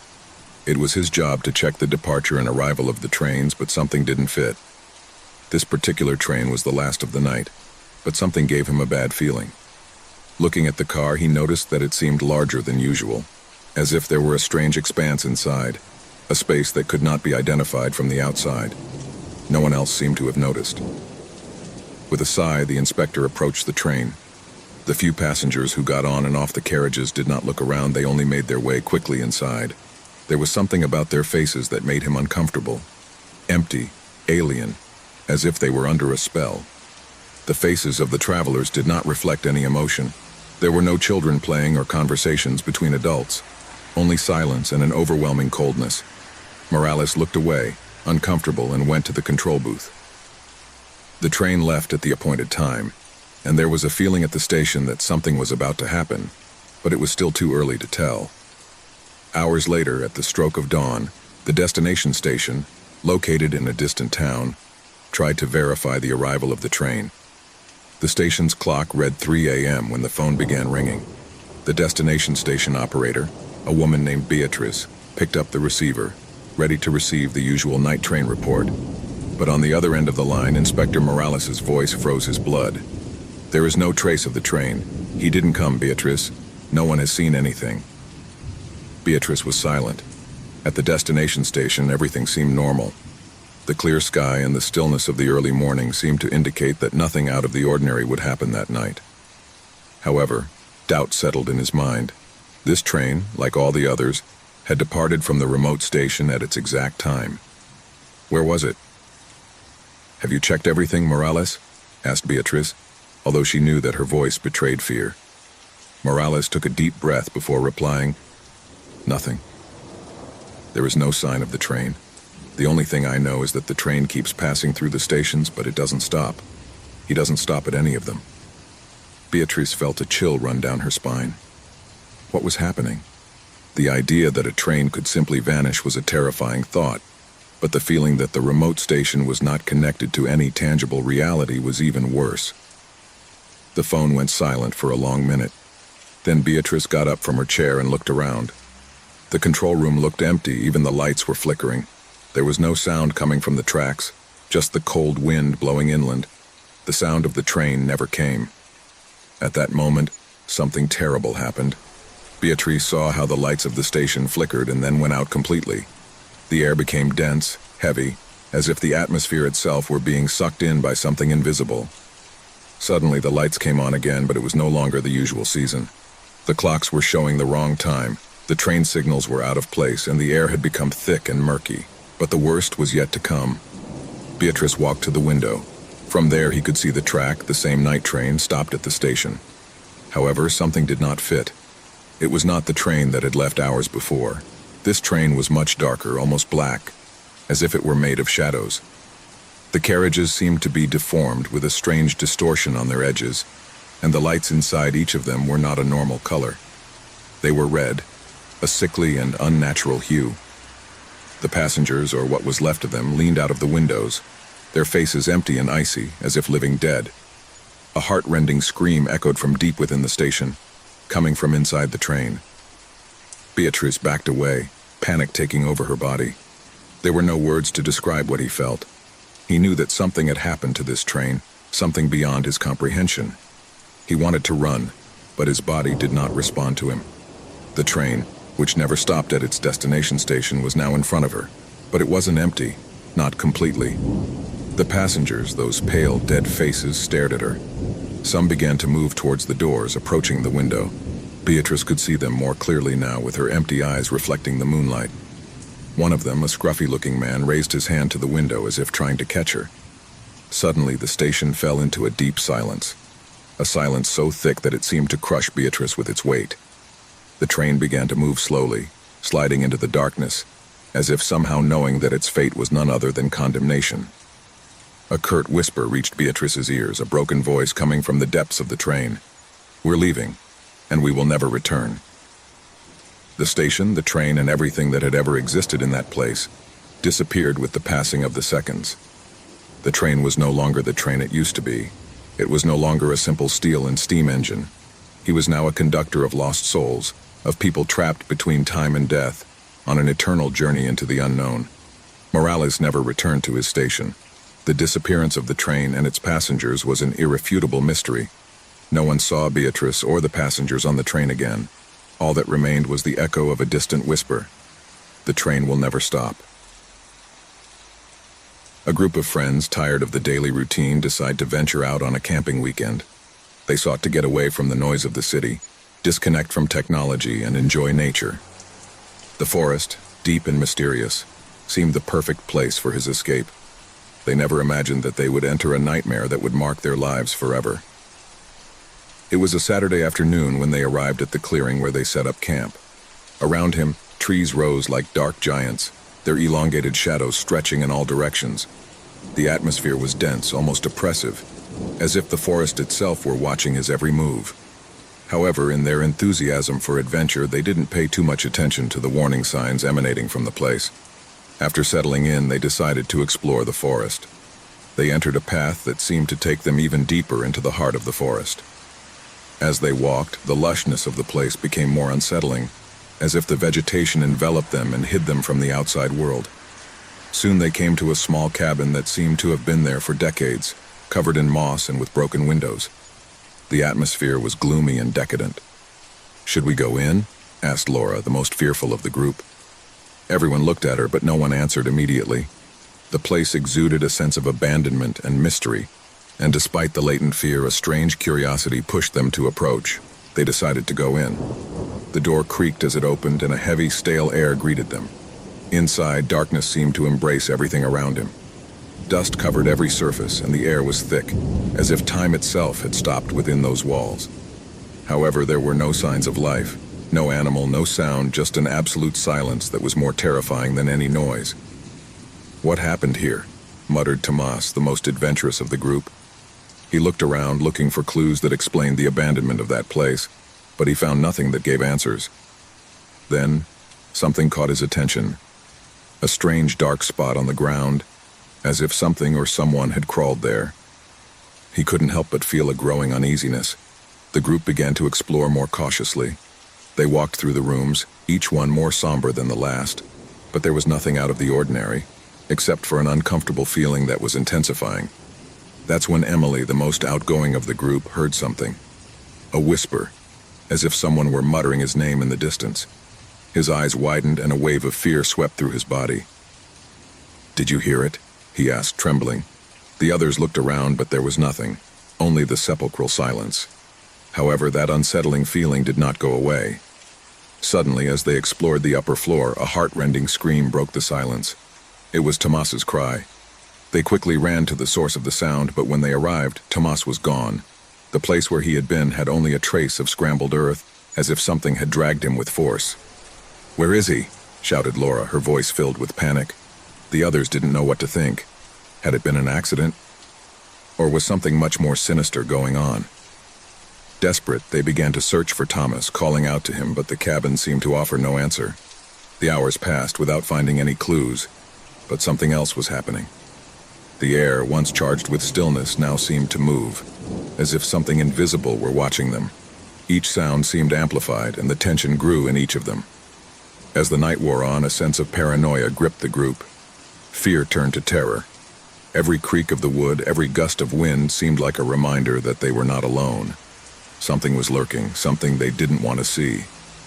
That's when Emily found something in the old fireplace, a crumpled, yellowed piece of paper. He unrolled it with trembling hands and read in a low voice, "In this place, no one stays forever. Shadows walk among us, and when the full moon comes, they will all disappear, one by one." Panic took hold of them. What did that mean? And why was the hut so empty? And why had Thomas disappeared? They tried to flee, but the forest seemed to have closed in on them. There were no trails that would take them back to camp. Each attempt to return only plunged them deeper and deeper into a maze of trees. It was as if the forest itself was catching them. The darkness seemed to have a life of its own. When they finally managed to find their way back, the cabin was gone. What once seemed to be a solid, real structure had now vanished, as if it had never existed. Desperate, they began to shout for Tomas, but only the echo of their voices responded. Fear was transformed into pure terror. Tomas's disappearance was never solved, and his friends never spoke of what happened. However, each of them carried with them the memory of that terrifying night, a night that changed them forever. In their hearts, they knew that what happened in that forest was not an accident. Something dark and evil had awakened there, and now no one was safe. Years later, the camp was found empty. Investigators who tried to inquire about previous disappearances in the forest never returned. And the empty hut, which no one dared to look for anymore, is still waiting, lurking, somewhere in the darkness of that endless forest. The house was in absolute silence. The usual noises of everyday life had faded away, leaving an eerie stillness in the air. Rosa, the woman who lived in the house, walked through the halls with a feeling of discomfort that she could not shake. There was something strange about the air, something she couldn't identify, but that made her feel observed. The house had been his refuge for years, but lately everything had changed. Something felt out of place. One night, while Rosa was sitting in the living room trying to focus on a book, the sound came. It was a soft cry at first, almost imperceptible, as if it came from a distant place. But after a few minutes, the crying intensified, as if the child were closer. A shiver ran down his spine and his breathing became heavy. The crying was strange. It didn't sound like a child seeking comfort. There was something distorted about the sound, something that caused fear to take hold of her.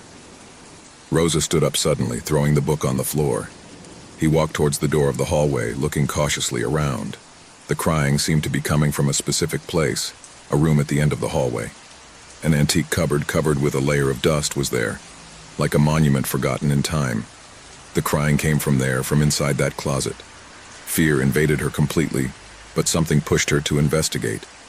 He approached slowly, with each step feeling his heart pounding in his chest. The closet door was closed, but the sound kept increasing in volume, heartbreaking, as if the boy was calling for help. Rosa, with a mixture of curiosity and terror, reached out to the handle of the closet. As he touched her, a shudder ran through her entire body, as if the door was being guarded by something invisible, something that didn't want her to enter. With a superhuman effort, he opened the door. Inside, everything was dark and dusty. There were no children, but the crying was still heard, louder than ever. A cold air emanated from inside the closet, freezing his bones instantly. Rosa stepped forward, her breathing fluttering and her eyes adjusting to the darkness. Suddenly, a gust of cold wind caused the closet door to slam shut. Rosa turned around, terrified, but there was nothing. No children, no sound. Only the silence that had taken over the house again. However, fear was still nailed to his chest like an unbearable weight. She decided to go to her daughter's room to make sure she wasn't there, alone in the middle of the night. When she reached her door, something stopped her. A small whisper, almost inaudible, but enough to make his skin stand on end. He turned the knob and went in. His daughter slept soundly in his bed, his breathing calm. Rosa breathed a sigh of relief, but something was wrong. The boy in the closet couldn't be a dream. It couldn't be an illusion. There was something there, something I couldn't explain. The following days became stranger. Each night, the boy's cry seemed to resonate louder. Rosa tried to ignore him, thinking that perhaps he was imagining things. But every time she approached the closet, she felt a pressure in the air, as if she were being watched by something she couldn't see. A few days later, he decided to investigate further. She remembered that when she bought the house, the real estate agent had mentioned something about a former tenant who had mysteriously disappeared many years earlier. However, he never gave much importance to that story. Now I thought about it with a growing sense of horror. Rosa began to look for information about the history of the house. What she found left her speechless. The boy who had disappeared into the house was a little boy named Lucas, who had lived there with his mother. According to local legends, Lucas had died under strange circumstances, and his mother had disappeared shortly thereafter. No one had seen the woman again, but the boy, according to rumors, never stopped crying. His spirit was trapped in the house, and the cry of his lost soul could be heard every night. The truth struck Rosa with a force that left her paralyzed. The crying child was not a living child. It couldn't be. It was the spirit of Lucas, trapped in some corner of the house, seeking comfort, seeking peace. But I couldn't find it. Something had kept her soul trapped, and Rosa soon discovered that this thing was much darker than she imagined. One night, after hours of listening to the crying in her dreams, Rosa woke up suddenly. The crying no longer came only from the closet. Now it was all over the house, echoing around every corner. Rosa got up quickly, ran through the corridors, trying to find the origin of that terrifying sound. He came to the dining room, and there, in the center of the room, he saw a figure. The boy stood there, his face as pale as death, his eyes large and dark, and his body covered with dark spots that seemed to move of their own accord. The boy stared at her but said nothing. I just cried. The sense of terror that Rosa experienced was indescribable. He couldn't move. I was paralyzed. She didn't know if the boy saw her or if her soul was simply lost, trapped in a state of eternal despair. The crying grew louder, more piercing, and Rosa felt the pressure in her chest increase.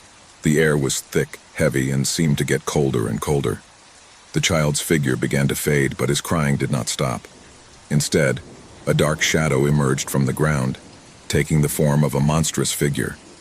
Rosa tried to back up, but her legs didn't respond. The creature advanced toward her, its icy breath enveloping the room, its vacant gaze piercing her. The creature slowly approached, and Rosa could see that its eyes were not human eyes. They were two dark, empty orbs like an endless abyss. A scream formed in her throat, but terror consumed her completely. The figure lunged at her, and before she could comprehend what was happening, the shadow enveloped her body, taking her soul, carrying her into the depths of darkness. The boy had been just a disguise, a facade for a much older, much more evil entity that had been stalking the house for generations. Rosa couldn't escape. The house had claimed her soul, as it had done so many others before her. Since then, the house has remained silent once again. No one dared to approach her. Passers-by said that on dark nights, they could hear the cry of a child, mixed with the whispers of something else. Something that would never stop hovering in the shadows of that empty house, waiting for the next lost soul to fall into its traps. And so, the legend of the boy in the closet became a warning to all who approached the house. No one ever forgot the terror that dwelt in its walls. No one except those who had already become part of its history. The cold morning air seemed to envelop them in a thick mist that slid through the trees like an entity unto itself. The group of friends, 5 in all, were slowly advancing along the path that led them to the heart of the forest. Every step they took was accompanied by the rustling of dry leaves beneath their feet, a sound that seemed to be amplified in the absolute silence around them. Carlos, the most enthusiastic of the group, led the way with a flashlight in his hand, his face illuminated by the warm light that contrasted with the gray of the landscape. Behind him was Lucia, his best friend, followed by Eduardo, Javier, and Laura. Everyone, gasping for breath, stood together, looking straight ahead, where the forest seemed to grow denser with each step. "Are you sure this is the house?"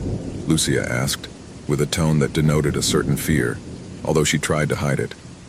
"Of course," Carlos replied with a confident smile. "I have checked it. I've been here before, but I never dared to go in. Today will be different." Eduardo, always the most skeptical, raised an eyebrow, looking at the shadows that seemed to move in the distance among the trees. Fog enveloped everything around him, but the treetops revealed flashes of light that made the scene look surreal. "I don't like this," Eduardo murmured, but no one paid any attention to him. The group continued to move forward, ignoring the weight of fear that seemed to follow them, watching them at every step. Finally, after several minutes walking in silence, they arrived at a small clearing. There, hidden among the trees, was the house. The structure was old, with broken windows and wooden walls that showed the passage of time and decay. The house, however, seemed to have something that made it stand out from the rest of the landscape, a palpable energy, as if the whole place was charged with something dark, something ancient. The door of the house was ajar, which increased the bewilderment of the friends. "This isn't right," said Laura, who had always been the most cautious of the group. His eyes swept over the doorway and his stomach churned. Despite her fear, curiosity drove her to take a step forward. "It's okay," Carlos insisted, pushing the door effortlessly. "It's just an abandoned house. Surely there is only dust and cobwebs. Come on, let's go in." The group looked around. The trees, though imposing, could not hide the fact that something strange was happening in that place. The feeling of being watched did not disappear, but intensified. But the excitement of exploring the interior of the house overcame their instincts, and one by one they entered the hall. The air inside the house was heavy, dense, as if time itself had stopped there. The walls were covered with dark stains that, at first, were thought to be simple marks of moisture. However, as they progressed, something else became apparent. In the shadows of the main room, blurred figures could be seen, as if they were watching them from the corners, waiting. Carlos turned off the lantern and, with an expression that tried to hide his discomfort, whispered, "Let's explore a little more. Surely there is nothing." At first all seemed calm, though a sense of uneasiness hung over them. Every step echoed in the void, and the echo of their voices was lost in the heavy air. But soon, a series of strange noises began to fill everything. A crunch here, a whisper there. Lucy shuddered and looked at the others, trying to see their faces, but the darkness had completely enveloped them. Eduardo took out his mobile phone to use the flashlight, but the screen flickered before turning off completely. "What the hell?" Eduardo growled, rubbing his eyes as if trying to clear the fog from his mind. It was then that a sound coming from the upper floor broke the absolute silence. A dull thud followed by something that seemed to be dragging on the floor. Lucia, visibly pale, gritted her teeth. "I don't like this," he said in a trembling voice. "There's something about this house, something that's not right." Carlos ignored her and began to climb the stairs, determined to explore. With each step, the sound of the creaking of the old wooden floor became more and more unbearable. Javier and Laura followed him closely, with fear marking his every move. Edward, for his part, remained in the hall, looking nervously at the shadows that stretched on the walls. Fear overwhelmed him, but he did not want to be the first to abandon the expedition. Upon reaching the second floor, the group found themselves in a long hallway, where open doors gave way to empty rooms. However, something else caught his attention. A room at the end of the hallway was closed with a rusty door that seemed to have remained intact despite the years. Curiosity, mixed with the growing sense of dread, pushed them closer. When they opened the door, an icy air enveloped them, as if time had frozen at that very moment. Inside, an ancient full-length mirror reflected their distorted images, as if they were seeing something that didn't belong there. Lucia's eyes widened as she saw a shadowy figure reflected in the glass. But when she turned, there was nothing behind her. The silence became absolute. The fear grew, and the shadow seemed to stretch all over the room, as if somehow the house itself wanted to devour them. "It's time to go," Eduardo said, his voice firm but nervous. He had had enough. However, before he could take a step back, the door slammed shut, leaving them trapped inside. The light from their flashlights flickered, and the sound of something heavy creeping in again was heard louder. Suddenly, an evil presence became apparent. Something ancient and powerful had been waiting, watching, and now at last it had decided to show itself. The air became denser, and the darkness around them began to come alive. A dull scream could be heard in the distance, the sound of something that was not human, something that had been part of that house long before they arrived. The walls seemed to shrink, the house creaked, and friends began to feel the pressure on their breasts, as if they were being crushed by an invisible force. The echoes of the screams began to multiply, and the feeling of panic took hold of everyone. A gasp escaped Javier's throat, and he collapsed to the ground. Lucia, terrified, tried to open the door, but her trembling hands could do nothing. A shadowy figure appeared in front of them, a tall, dark silhouette with empty eyes that reflected a darkness much deeper than the night itself. The evil that inhabited the house was there, manifesting itself in a tangible form, ready to reclaim what belonged to it. Carlos, trembling with fear, cried out, "Run!" But the figure's voice was louder, a deep, unnatural whisper creeping into their minds. "There is no escape. This is what belongs to me." Terror began to dominate everything. With no way out, no hope, the group of friends watched as the figure advanced towards them, absorbing the light of their lanterns, devouring their heat. The darkness swallowed everything. The house, old and cursed, had made its final claim. And in that last moment, the screams were absorbed by the house as if they had never existed. The story of the house in the woods ended there, with darkness as the only witness. When Javier walked into the antique store on a cold winter afternoon, he didn't know his life would never be the same. The air was thick, full of dust and the unmistakable smell of old wood. The store, located in a forgotten corner of the city, seemed like a refuge for everything that had been left behind, for those objects that time had marked, but that still had something of value inside. Every corner was crammed with strange artifacts, broken clocks, opaque mirrors, unusually shaped furniture, and portraits of expressionless faces that seemed to observe the visitor with an eerie calm. Javier had been attracted to the store by a strange sensation, something inexplicable that had pushed him to enter. The owner, an elderly man, sat behind a counter full of more items for sale, his eyes hidden behind thick glasses. He didn't pay much attention to it at first, as his gaze was fixed on an object he couldn't stop staring at. A portrait. The painting was hung on one of the back walls. An ancient portrait of a man with a serious face, but with a penetrating gaze that seemed to follow him even from a distance. The man painted in the picture wore a white linen shirt and a dark hat, and his countenance, though calm, conveyed a sense of uneasiness that could not be ignored. The eyes, dark and deep, stood out with a peculiar intensity. Javier felt a chill run down his spine as he watched them. The shop owner looked at him over his glasses and, in a raspy voice, told him that the painting had belonged to a man with a dark history, a history that the townspeople preferred to forget. He said that no one in his right mind should buy it, but Javier, although bewildered by the old man's words, felt that something inside him was impelling him to take it. Maybe it was the feeling of being able to own something so unique, something with so much history. The old man, seeing that Javier was not going to change his mind, gave him the price, and finally the man took it. When he returned home, Javier hung the portrait on the wall of his living room, right in front of the sofa where he used to spend his nights watching television. At first everything seemed normal, although I couldn't help but feel a strange discomfort every time I looked at the painting. The eyes of the man in the portrait looked like move, but it couldn't be. I was sure I was imagining things. However, that feeling of discomfort grew with each passing day. One night, after a long day at work, Javier sat on his sofa, tired, and saw the portrait once more. This time the feeling was different.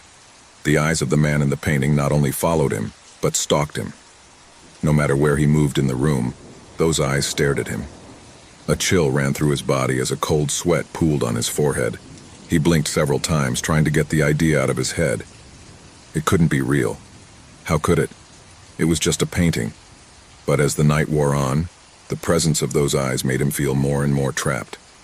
As the days went by, Javier began to see things that he could not explain. Sometimes, when he looked at the portrait, the man's eyes seemed to move slightly, as if they were fixed on him. Other times I felt something in the room change, as if the air was charged with a palpable tension. The shadows seemed to be longer than usual, and the noises in the house were intensifying. Creaking walls, barely audible whispers. He woke up in the middle of the night with the feeling that someone was watching him, and when he opened his eyes, all he saw was darkness. But he couldn't shake the feeling that those eyes were stalking him even in his dreams. The situation worsened when, one night, Javier decided to move the portrait to another wall, in an attempt to free himself from the growing sense of anxiety. However, in doing this, something strange happened. As he lifted the painting, a feeling of extreme cold came over him and a dark shadow seemed to cover the place. The eyes of the man in the portrait were staring at him, more intense than ever. At that moment, something changed in the atmosphere of the house. Javier felt an indescribable panic, as if the air itself was pressing on him, as if something invisible was imprisoning him. He couldn't take it anymore and left the portrait on the floor, determined to get rid of it the next day. But that night was the worst of all. Javier woke up with a stabbing pain in his chest, as if someone was pressing his heart. He sat up in bed, looking around, and it was then that he saw something he would never forget. The man in the portrait was standing on the threshold of his room door. His figure was dull, blurred, but his eyes were still the same, those eyes that had haunted him since day one. It was not a dream. It couldn't be. Javier tried to scream, but his voice did not come out. Terror paralyzed him. The man in the portrait began to walk towards him, and with each step, the ground creaked under his weight. Javier tried to move, to get up, but his body did not respond. He was trapped, completely at the mercy of that evil presence that was advancing towards him. The man's eyes shone with a terrifying intensity, as if they had taken on a life of their own, as if they were devouring his soul. At that moment, Javier understood that the portrait was not just a painting. It was a prison, and he was the victim. Suddenly, an invisible force lifted him from the ground and dragged him towards the portrait. He tried to fight, but his strength was fading. The man in the painting watched him unhurriedly while Javier fell to his knees in front of him. At that moment, the air became heavy, almost unbearable, and everything around him began to crumble. The ground beneath his feet disintegrated and the walls faded into darkness. Javier was being absorbed by the painting. In a last-ditch attempt to escape, he managed to turn and see the portrait before being completely consumed. The man in the portrait was looking at him with a satisfied expression, as if he had served his purpose. At that moment, Javier understood that he had been chosen. The portrait had not only stalked him, but had claimed him. The house fell silent. The portrait continued to hang on the wall as if nothing had changed. Nobody knew what had happened to Javier. No one knew that, in that painting, there was now a new look, a new pair of eyes that would follow anyone who dared to observe it, catching the next victim just as it had done with him. The cursed portrait was still waiting in silence, ready to claim whatever was necessary to satisfy his eternal hunger. The sound began subtly, almost like a murmur. At first, he didn't pay attention to it. He thought it might be the sound of old plumbing or some broken pipe. But as the days went by, the noises became more constant, louder. They weren't casual noises like the creaking of an old structure or the wind pushing against windows. It was something else. Something that froze his skin and made the hairs on the back of his neck stand on end. Martin's apartment was not big. It was a modest space in an old building in a city where the buildings seemed to be so close to each other that their walls often touched. It wasn't luxurious, but it was his. In his life, he had accepted solitude as a constant companion. With each passing day, the stillness of her home brought her peace. That peace, however, slowly began to crumble as the noises intensified. At first, he thought he was crazy, that maybe he was losing his mind. Throughout her life, she had dealt with stress and anxiety, but something about those sounds was just fine for her. Disturbing. They were low, almost unintelligible at first. A soft tapping, a deep vibration that didn't come from the walls but from somewhere below. Would they be the foundations of the building? The old elevator that went up and down at all hours? But the nights passed and the noises grew, as did the feeling that something was not right. They were no longer mere tapping. Now he could hear whispers as if someone was whispering his name from the shadows of the floor below. The first real awakening of the restlessness occurred one night. After several weeks of hearing those strange sounds, Martin woke up in the middle of the night, agitated, sweat soaking his forehead. He sat up quickly, trembling, as if something had touched him. There was a chill in the air, a chill that did not come from the open window but seemed to emanate from the walls themselves. It was then that he heard it clearly, a dragging, as if something heavy was dragging on the ground. He was not human. It couldn't be. The feeling of dread enveloped him completely. Without thinking, he got out of bed and went out into the hallway. He looked at the door of the apartment next door. It was empty. It had always been empty.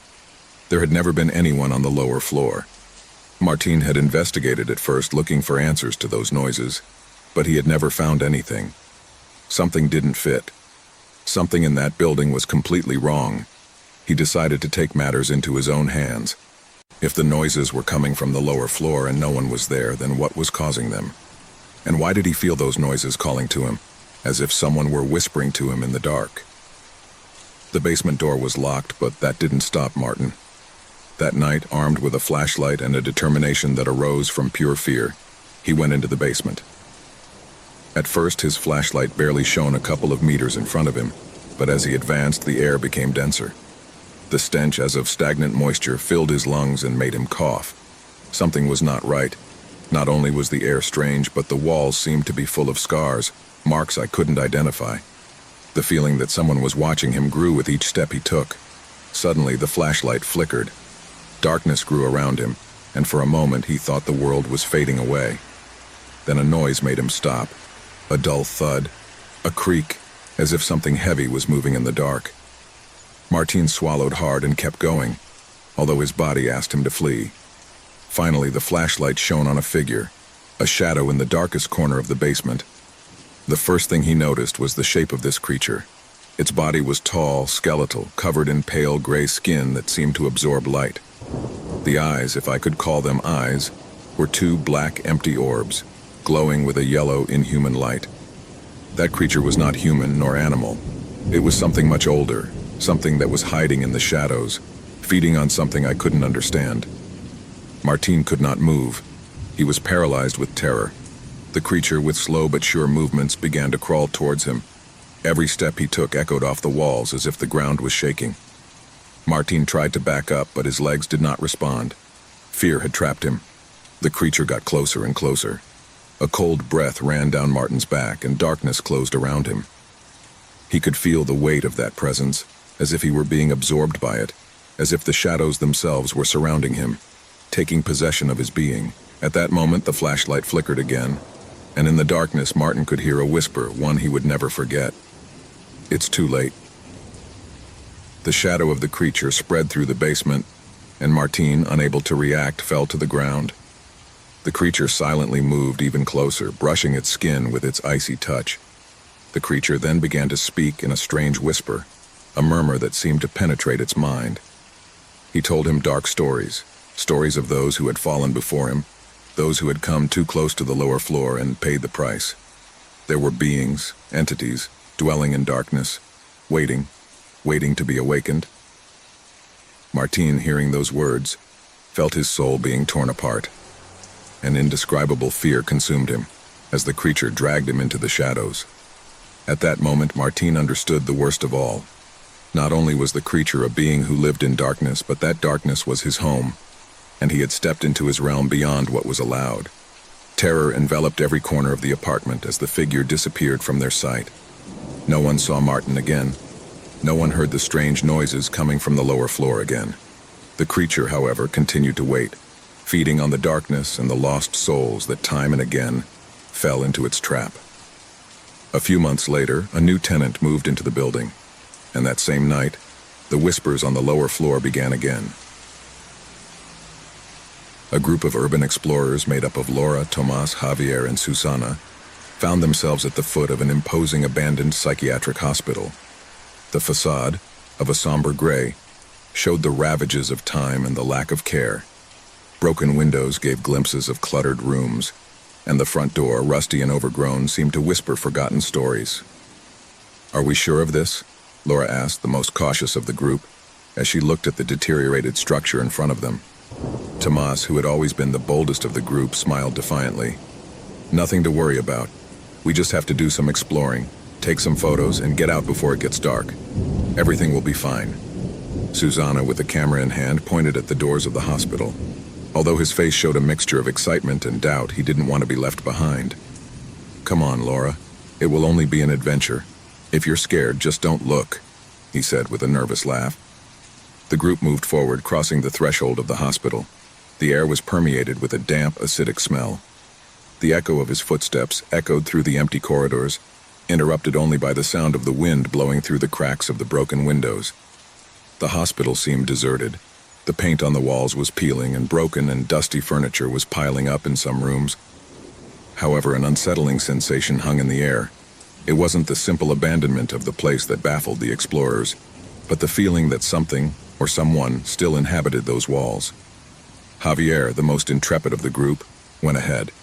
Their footsteps echoed firmly, but their breathing grew heavier as they moved through the dark corridors. "This is too quiet," Javier said, stopping in his tracks. He looked around, as if he felt something wasn't right, as if they had never left. Thomas looked at him, confused, as his flashlight illuminated the broken hallways. "What do you mean?" he asked. "It seems that people left suddenly," Javier replied, pointing to some abandoned wheelchairs in the corridors and a table covered with yellowed papers, as if they had suddenly gotten up and run away. Susana walked past a broken window, looking out over the overgrown garden outside. While taking photos, he saw something strange. One figure, dressed in what looked like a hospital gown, was walking in the distance down a dark hallway. Susan blinked, and when she looked again, the figure disappeared. The cold air enveloped her, but she ignored it, thinking that perhaps it was just her imagination. "Did you see that?" Susana said in a trembling voice, looking at Laura. Laura nodded, but her face was pale. Without saying a word, he approached Tomas. "Are you sure this is okay?" he asked, doubt now invading his voice. Tomas, who was trying to remain calm, nodded with a smile that could not hide his concern. "Just a little more," he said. "We're going to move on, just to see what we find." As they moved further into the hospital, they began to hear distant whispers. At first, they thought it might be the sound of wind through the air ducts, but the intensity and clarity of the murmurs began to become unsettling. "Did you hear that?" Laura asked, her voice barely audible. Tomas tried to downplay the matter. "It must be the wind, there is nothing to fear," he replied, but his face had taken on a tense expression. They stepped into a darker area of the hospital, with endless corridors that seemed to move and change before their eyes. In the background, they saw a large room. The door was ajar. The light from their flashlights flickered, and the air became thick, heavy. Thomas pushed open the door, and the light revealed a chilling scene.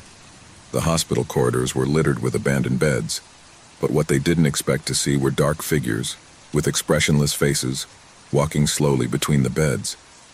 The figures moved in an eerie way, almost lifeless, but it seemed that they were waiting for something. The light from the lanterns illuminated them only for moments, but each time it did, the figures disappeared into the darkness, as if they were fading shadows. What is that?" Susanna whispered, her voice broken by fear. Javier, realizing that the figures were patients who never left, his heart raced. He remembered what he had heard about the hospital, about the stories of patients who stayed there after it closed. But he never imagined that those rumors were true. "We have to get out of here," Thomas shouted. But someone else's voice joined the cry, and it was not human. A distorted, sinister laugh filled the room.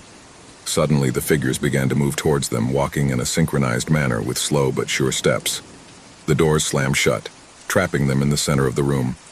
The laughter grew louder, echoing in every corner, as if the hospital itself was laughing at her suffering. "We can't stay here," Javier shouted as he tried to force the door. Suddenly, the lights flickered and everything was plunged into darkness. The air became heavy, suffocating. The murmur of voices intensified, filling his ears with distant screams. In the midst of the blackness, something began to brush against the explorer's legs, something cold, with a texture that resembled dead skin.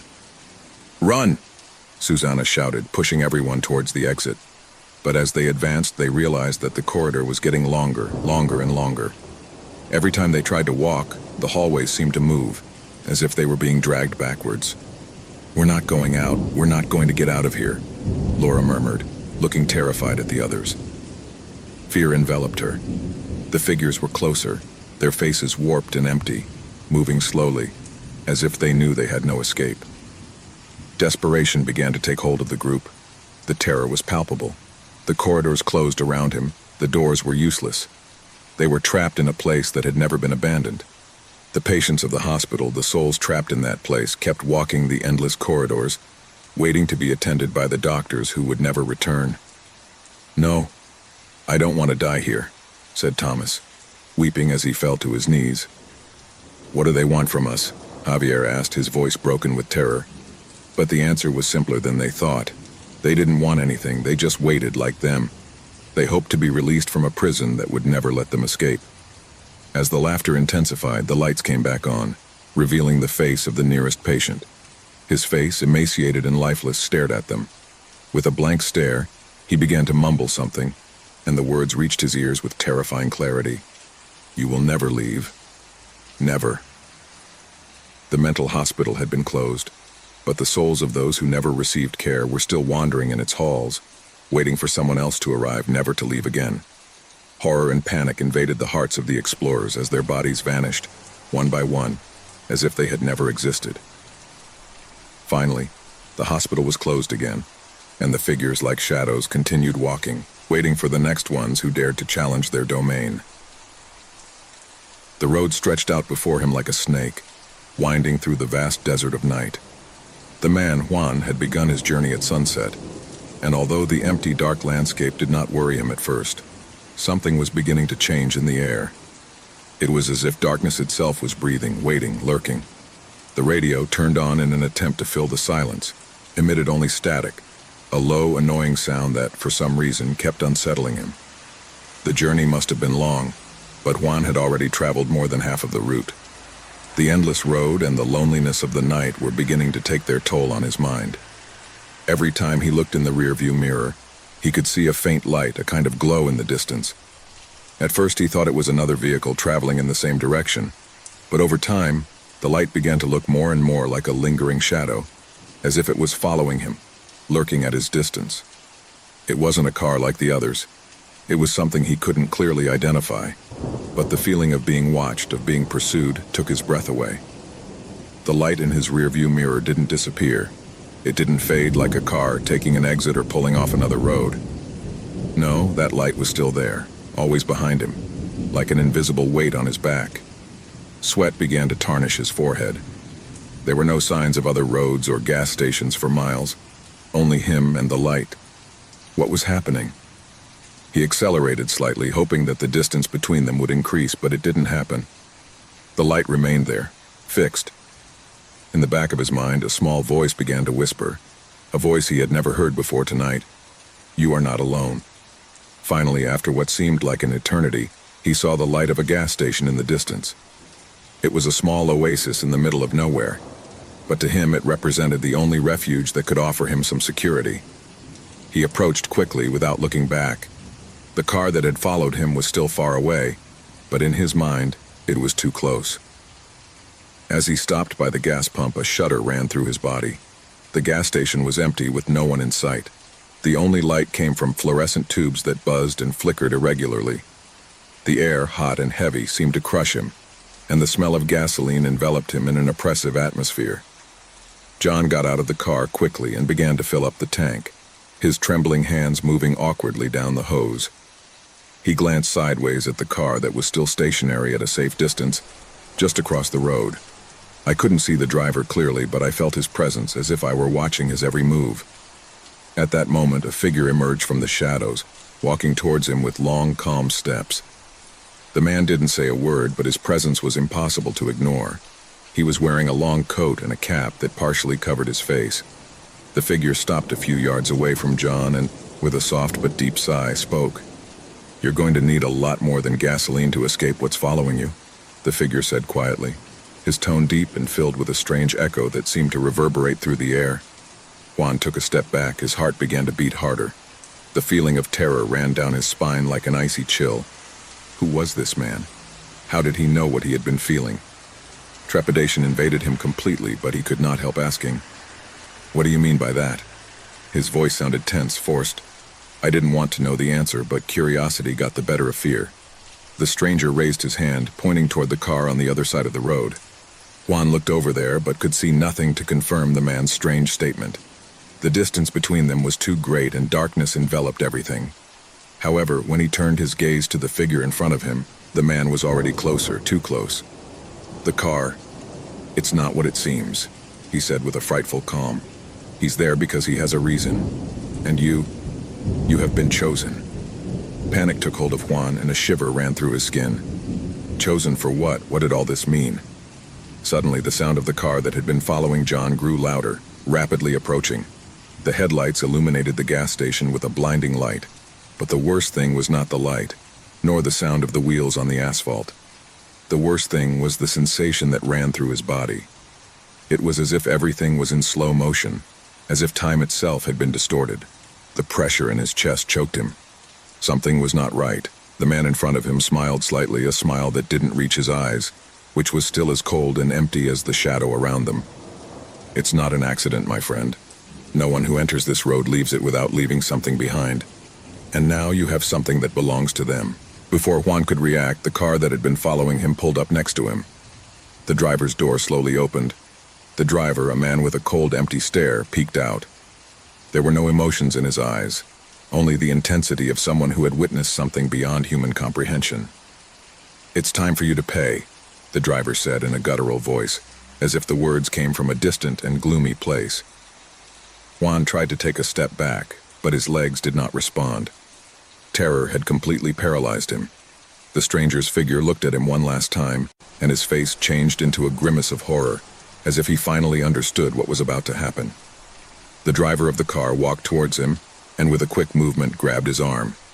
John tried to struggle, but the strength of the man's hand was inhuman.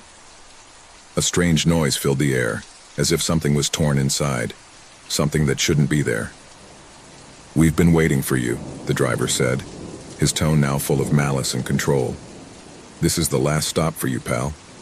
The darkness around them closed in on them, and the gas station began to fade into nothingness. The lights flickered, and the sound of the car's headlights was all that remained.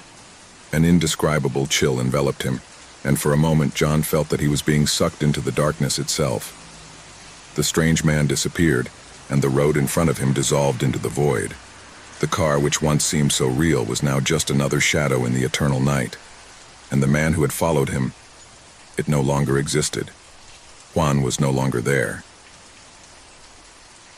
Sarah had been looking for something different, something out of the ordinary. As an adventurous young woman with a brave heart, she had traveled countless lonely paths, explored dark forests, and faced extreme situations, but always with the certainty that, in the end, Everything had a logical explanation. But tonight would be different. Very different. It was a cold, rainy night when he decided to get away from the city and venture out to an old hotel that had been in the news, mostly for stories of mysterious disappearances. But as always, Sarah didn't believe those rumors. He thought that people were carried away by superstition and baseless fears. The hotel, an old building with worn brick walls and moss-covered windows, looked like something out of a horror movie. The lights flickered faintly, and the air was permeated with a smell of mold and rotting wood. Sarah, however, was undeterred. He decided that it would be the perfect place to spend a quiet night, away from the rush and pollution of the city. Once she entered, the receptionist, an older man with deeply tired eyes, looked at her without saying a word, handing her a key with a brass plate bearing the number 12. There was no warm welcome or smile. Something in the atmosphere was already beginning to feel strange, but Sarah didn't think about it. She just thanked her and headed towards her room. The door creaked as it opened, and the light inside flickered a few times before stabilizing. At first glance, the room looked normal, although the furniture was covered in dust, as if no one had been there in years. The mattress was too firm, but Sarah wasn't going to let that ruin her night.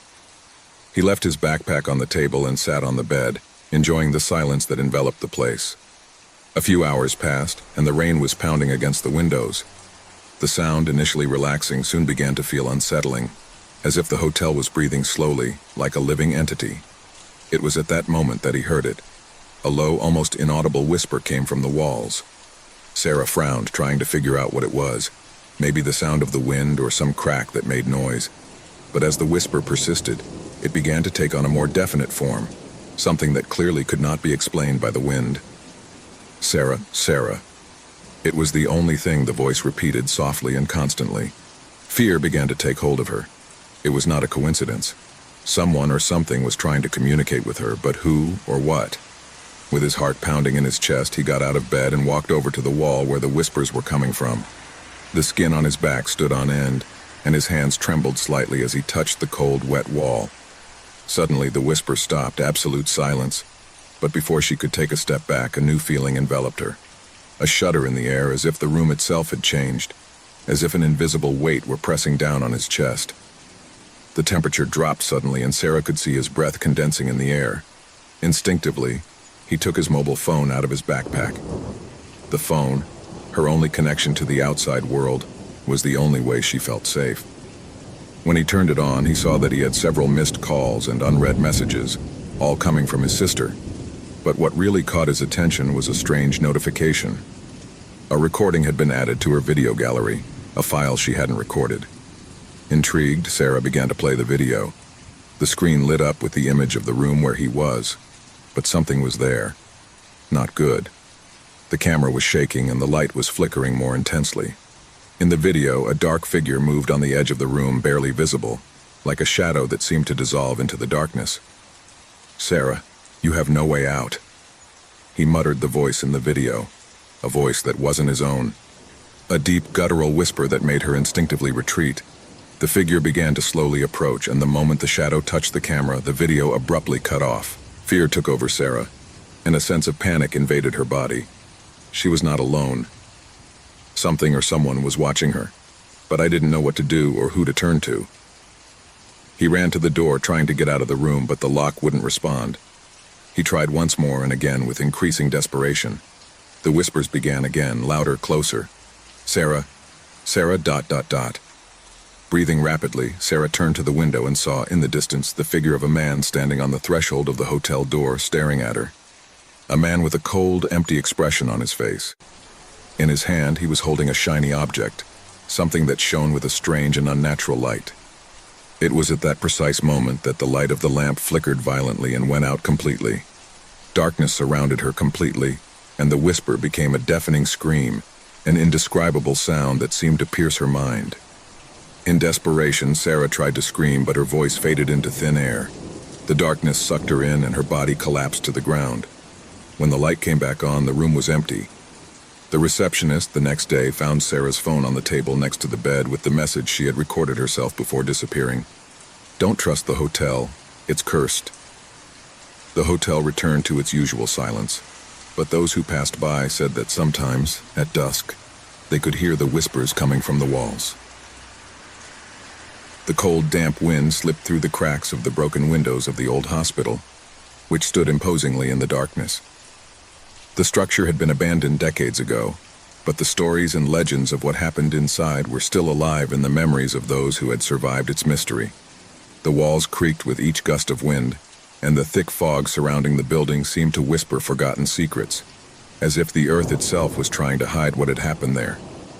Some people said that the hospital had been the scene of illegal medical experiments during its time of operation, and others spoke of lost patients who never left their rooms. But there was one legend that was kept alive, a story that ran cold in the blood of anyone who heard it. The story of a girl who had disappeared without a trace. It was said that his spirit continued to haunt the ruins, searching for answers and taking those who dared to investigate. That night, a group of young people determined to discover the truth behind the unexplained events had arrived at the hospital. They were bold, skeptical of the stories the townspeople told, but they would soon discover that the darkness hiding in this place was more real and more terrifying than they had ever imagined. The door to the hospital creaked as it opened, revealing a crumbling lobby. The air was stale, laden with a smell of mold and rot. The walls were covered in graffiti and the old ceiling lamps hung at odd angles, as if they were about to fall. The only light illuminating the place was from their lanterns, which cast eerie shadows on the rubble-strewn ground. "This is scarier than I imagined," said one of the young men, named Samuel, as he looked around with a mixture of disgust and curiosity. "Come on, let's not be cowards," replied Laura, the bravest of the group. "We just have to find the girl's room and record a video to prove that this is all just village stories." They pushed deeper into the hospital, following a narrow corridor that twisted like a snake. The atmosphere was thick, almost palpable, and the silence was only interrupted by the sound of his own footsteps echoing in the empty corridors. Suddenly, something stopped them. A soft sound, like a child's laughter, could be heard in the distance. "Did you hear that?" whispered Laura, looking around nervously. "Probably the wind," Samuel said, trying to play it down, but his voice trembled a little. However, the laughter persisted. It wasn't the happy, clean sound of a little girl playing. It was a distorted laugh, as if someone was taunting them, leading them into the unknown. Laura squeezed the handle of her flashlight and began to walk toward the source of the sound, her steps quick and determined, but her face reflected a growing concern. "Come on, we're not here to be scared," he said, though his voice sounded increasingly unsure. Suddenly, as they turned a corner, they found themselves in front of a room that seemed different from the others. The door was ajar, and through the crack they could see the silhouette of a tiny figure inside, moving from side to side. The girl. "It's her," Laura murmured, her eyes fixed on the figure. "The girl of the legend." Samuel looked around, his instinct telling him that they must leave, but something was holding him in place. "This is not right. We shouldn't be here." "Shut up," Laura ordered, opening the door with a thud. The figure in the room immediately stopped, and the light from the flashlight illuminated the girl's face. He was smiling, but his smile was not that of an innocent child. His eyes were dark, empty, and his skin paled into a sickly hue. The girl stared at them, but she did not move. What are you doing here?" asked Laura, trembling, though she tried to look confident. The girl didn't answer, just pointing to the back of the room where there was an old hospital bed covered in dust. "Come," he whispered in a voice that seemed to come from a faraway place. "Come and play with me." "Did you hear that?" whispered Samuel, an expression of horror on his face. What's going on here?" Laura, as if under some kind of spell, began to move towards the bed, but her body stopped every time she approached, as if an invisible force was pushing her back. "No, I can't move," he said desperately. Samuel tried to reach her, but something stopped him in his tracks. A horrible and heart-rending scream filled the air, coming from the back of the corridors, and suddenly the lights of their flashlights began to flicker. The girl's laughter returned, this time louder and closer, as if she was surrounding them. The air became denser, almost unbreathable.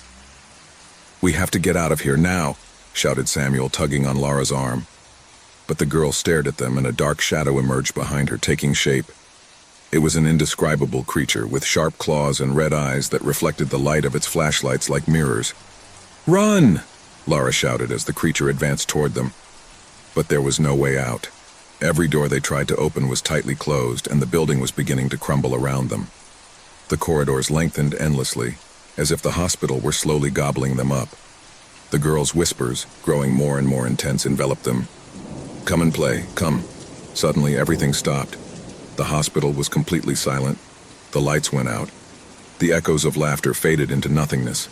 Lara and Samuel were paralyzed with terror, unable to move. The girl was no longer there. The creature had also disappeared. Only darkness remained. The next day, the villagers found the young men's cameras, but not them. Only the echoes of their voices remained, and in the recordings, the girls' laughter resounded, closer and closer.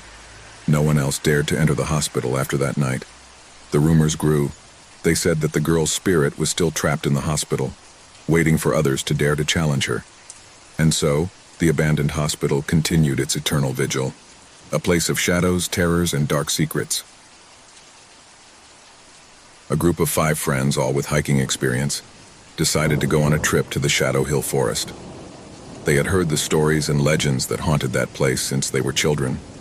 Stories that spoke of unexplained disappearances, of people who never returned after entering the forest. However, what originally seemed to be a challenging adventure would quickly turn into a nightmare that would test not only his bravery, but his deepest fears. The sun was beginning to set when they reached the edge of the Shadow Hill Forest. The treetops formed a dark blanket that blocked much of the light.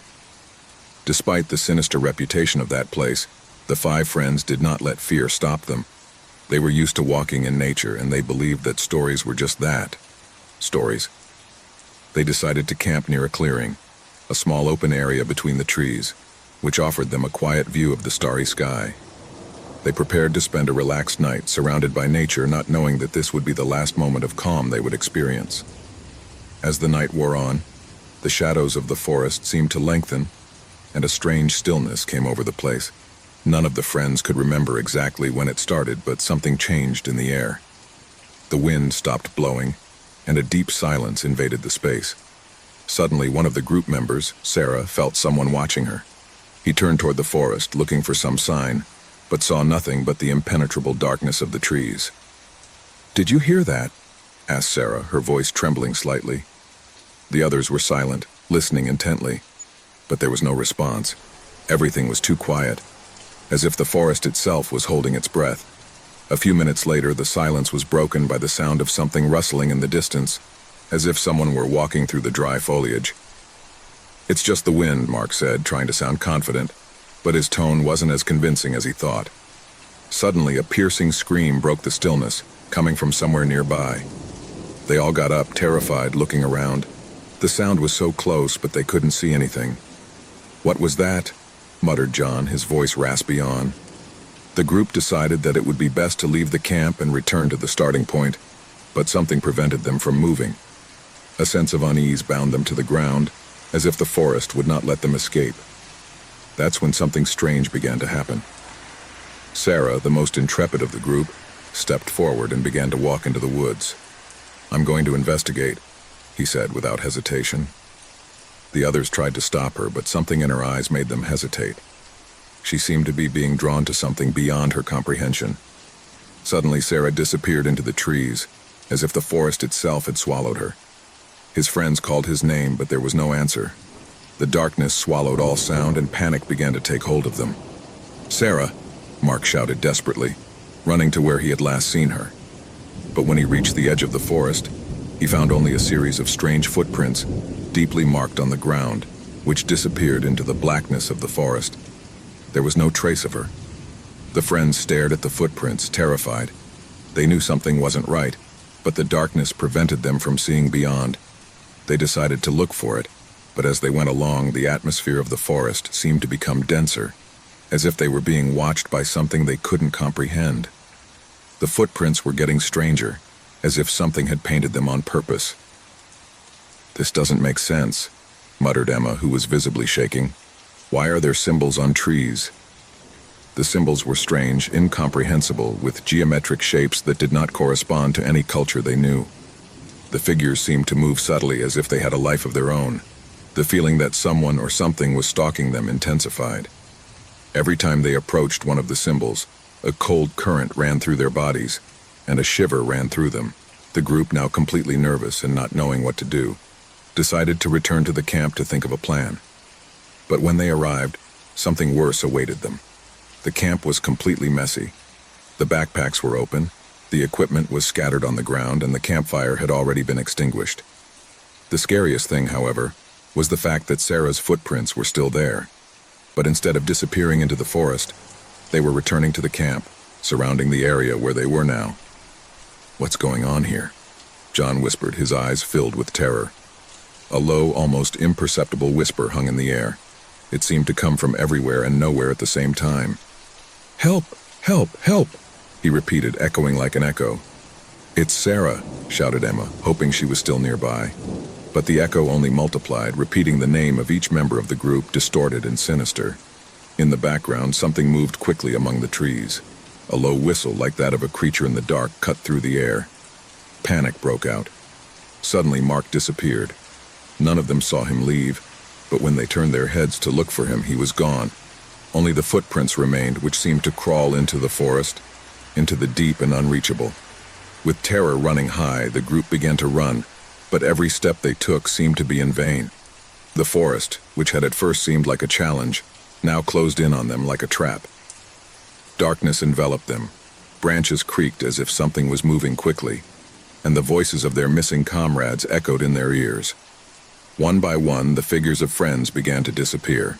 First Emma, then John, and finally only Clara remained, looking around in horror, unable to comprehend what was happening. She looked up at the sky, looking for the moon, looking for the light, but everything seemed to get even darker. The ground beneath his feet began to shake, and then he saw it. From deep within the forest, a tall, thin figure emerged from the shadows. It wasn't human, but it wasn't a beast either. His face was covered by a black cloak, and his eyes shone with a deep, piercing green glow that seemed to pierce his soul. The creature raised a hand, and Clara felt a pressure in her chest, an excruciating pain that forced her to fall to her knees. "Welcome, Clara," whispered a deep, guttural voice, as if coming from the very bowels of the forest. "You're the last." With a final scream, Clara disappeared, swallowed by the darkness. The forest of Shadow Hill had claimed its last victim. The echoes of the lost voices echoed through the air, while the symbols on the trees shone with a spectral light. No one else came back from that forest. And the cycle continued, waiting for new unwary people who, like the group of hikers, would challenge the legend and disappear one by one into the darkness of Shadow Hill. In a city where the bustle of the streets never ceased, a painter named Sebastian was accustomed to walking through the forgotten corners of the antiques market. His life, although it had been marked by the stillness of his studio and the constant search for inspiration, always led him to enter those dark places where something could be found that would awaken the necessary spark for his art. However, this morning was different. Something in the air, something in his chest told him that something peculiar would happen. It was a gray and humid day. The clouds seemed to press the city, lowering the spirits of all those who walked its streets. Sebastian walked, his hands in his coat pockets, moving among the old shops, ignoring the furtive glances of those who sold his forgotten objects. Suddenly, a faint glow caught his attention. In front of him, an inconspicuous store, almost hidden among other more modern ones, invited him in. The wooden door creaked as it opened, revealing a dusty but fascinating interior. The shelves were filled with objects that seemed to have centuries of history, from antique clocks to mirrors with golden frames that crumbled over time. Sebastian didn't know what exactly had attracted him, but his eyes were fixed on a dark corner where a portrait was hung, half hidden among other objects. It was a painting of a woman, her expressionless face and a deep gaze that seemed to have something inhuman about it.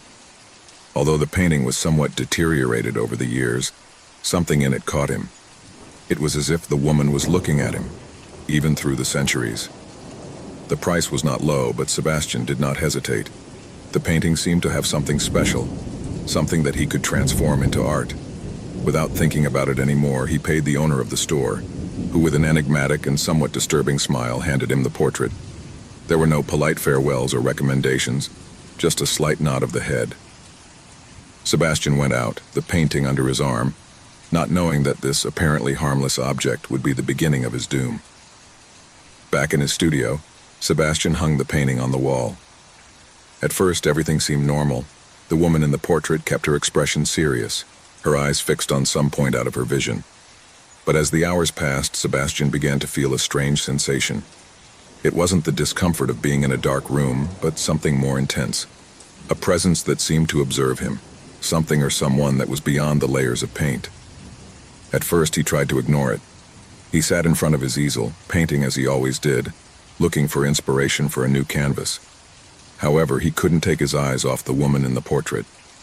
It was as if his eyes moved subtly but moving, changing direction every time he looked at them. Sebastian couldn't believe what he was seeing. Sometimes the eyes seemed to be fixed directly on him. Other times they looked around as if the woman was aware of his presence. The painter, disturbed, got up from his chair and approached the portrait. The painting didn't seem to have any damage, but when he looked at it closely, Sebastian felt a cold run down his spine. There was something odd about the details, something he couldn't identify, but which disturbed him deeply. Maybe it was his own mind playing tricks with him, he thought. Or perhaps something in the painting had altered his perception. The days passed, but the feeling of unease increased. Sebastian began to lose sleep. His nights were interrupted by the constant feeling that the woman in the portrait was watching him, even when he was out of his studio. The figure in the painting seemed more and more real, closer, as if at some point he was going to leave the canvas and walk through his studio. During the nights he heard soft whispers, as if the painting was calling him. He often woke up in cold sweats, looking up at the portrait that now seemed to breathe next to him. The painter tried to change rooms, but no matter where he went, the feeling was still there, persistent, enveloping. He couldn't stop thinking about the woman in the portrait, her fixed, piercing gaze that seemed to follow him at every turn. One day, exhausted by lack of rest and mental pressure, he decided to face his fear. He approached the painting and, with a mixture of fear and determination, touched it. What happened next was something I couldn't have anticipated. Upon contact with his hand, the paint seemed to vibrate. Sebastian, confused and afraid, quickly backed away. But the eyes of the woman in the portrait followed his movements, and somehow a macabre smile was drawn on his face. It wasn't a normal smile, but a distorted expression, one that didn't belong in this world. Terrified, the painter tried to remove the paint from the wall. Yet the image clung to it, as if it were glued to the wall by something invisible, something beyond the painting itself. Every time he pulled on her, the woman in the portrait seemed to come alive. The room was filled with an icy wind surrounding him, a low, guttural whisper that seemed to come from the painting itself. Sebastian felt his strength fade as he struggled against an invisible presence, something he couldn't see but felt close. His breathing was getting faster, his heart was pounding, and fear was completely overpowering him. He couldn't escape. He couldn't move from the room. It was then that she heard his name, whispered in his ears like a distant echo. Sebastian. It was the woman's voice. The voice came from the painting, echoing in his mind and filling his body with a terror he had never experienced. He tried to scream, but his voice choked in his throat, unable to make a sound. Fear paralyzed him completely. And in that instant, the woman's eyes moved for the last time, approaching him. In the last look, he saw something far beyond the physical, something deeper and darker. The woman in the portrait was not simply an image, but a being trapped in an eternal cycle, condemned to observe and be observed. Sebastian didn't understand it at the time, but he knew. The last portrait was not just a painting, but a door, a link to something that did not belong to this world. The painting, which until that moment had remained static, came to life. The figure of the woman began to overflow from the canvas, deforming and transforming into something indescribable, something grotesque. The form that stood before Sebastian was not human, but a monstrosity, a shadow of its former self. The eyes, which had once been only an illusion, were now fixed on him, filled with hatred and despair. Panic took hold of Sebastian, who tried to flee, but his legs did not respond. I couldn't move them. Suddenly, the woman's figure, now completely out of the portrait, pounced on him. Sebastian screamed, but his voice was drowned out by the darkness that enveloped him. In the final instant before being devoured by the shadow, he understood that the painting had not been just a portrait, but a portal to eternal suffering. A suffering shared with all those who had witnessed its existence. And so, in the very darkness he had feared, Sebastian disappeared. The painting, now empty of its presence, returned to its original state. No one saw the painting again, not even Sebastian. The antique shop closed shortly after, and the painting disappeared as if it had never existed. Only an unfathomable void remained, a distant echo of a cry that was never heard. But in some forgotten corner of the world, that painting still waits, silently watching whoever dares to look at it, waiting for someone else to become its latest victim. Whitehaven Island, a small, isolated piece of land in the middle of the murky waters of the North Sea, had been a mystery for years. For a long time, the few inhabitants who remained on its shores lived a quiet life, without much contact with the rest of the world. The island, though small and modest, was steeped in ancient history, full of secrets buried under layers of land forgotten by time. But all that changed on a gray autumn afternoon when a group of tourists, in their eagerness to know the place and its mysteries, decided to venture on the island without knowing what awaited them. The group never returned. Local authorities, alarmed by the unexplained disappearance, sent several expeditions in search of the tourists, but never found a trace of their presence. Weeks turned into months, months into years, and the case of the missing from Whitehaven went from front-page news to a story forgotten by most. No one knew what had happened on the island. However, the rumors did not stop. 5 years after the group's demise, things began to change. Stories were whispered among the locals of strange sightings and unexplained occurrences. Bright lights on the darkest nights, shadows moving through the trees, and unmistakable voices in the breeze that seemed to carry echoes of something lost. However, what most terrified those who lived in the vicinity was the growing number of stories about people who said they had returned from the island. People who had disappeared for years, but now walked the streets of the town again. At first, people thought they were simple coincidences, but as time progressed, the stories became more disturbing. No one seemed to be able to explain the return of the disappeared, let alone the strange behaviors exhibited by those who claimed to have returned. Many people were skeptical, but those who met these people soon began to feel a chill running down their spine. The people who returned were not the same. There was something deeply altered in their eyes, something that made them seem different, empty, as if they were living in a parallel reality, completely disconnected from the life they had known before. The whole town began to murmur. No one knew what had happened on Whitehaven Island. No one knew what had changed those tourists who at first seemed to be ordinary people. A sense of fear and distrust took hold of the locals, and those returning from the island could not fit in. There was something inhuman about them, something that couldn't be explained in words. At first, those affected tried to continue with their lives, trying to reintegrate into the village and their former circles. However, over time, their behaviors became more bizarre and puzzling. Some of them were talking about things that no one understood, as if they were repeating the same phrases in a forgotten or unintelligible language. Others were silent, with an empty and disconnected expression, as if they could not remember anything from their previous life. The people close to them were beginning to feel a sense of unease, as if something dark and dangerous was surrounding them. The town's mayor, concerned about the growing number of incidents, called a meeting in the central square. On the night before the meeting, one of the returnees, a woman named Clara, disappeared again without a trace, only to appear at dawn in the center of the village, covered in dirt and with a completely empty expression. The few witnesses who saw her came to an agreement. Something had changed inside her, something deeply disturbing. At the meeting, the villagers were frantically arguing about what to do with those who returned. Some believed they should be isolated. Others feared they might be a threat. Panic took hold of everyone when the stories began to arrive more frequently.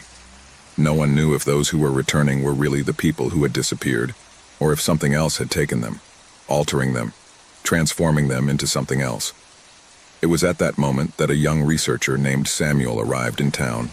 Samuel was a freelance journalist, known for his desire to unravel the darkest mysteries, and he had heard about the strange happenings in Whitehaven. He decided to travel to the island to discover the truth behind the returnees. With the approval of the local authorities, Samuel boarded a small boat to the island. As he approached the shore, he couldn't help but feel that something in the air was deeply wrong. The sky was covered by dark clouds, and the sea seemed more violent than normal. Whitehaven Island, which had once been quiet, now seemed to radiate an unsettling energy. Upon arrival, Samuel began to explore the island. In his first steps, he noticed something strange.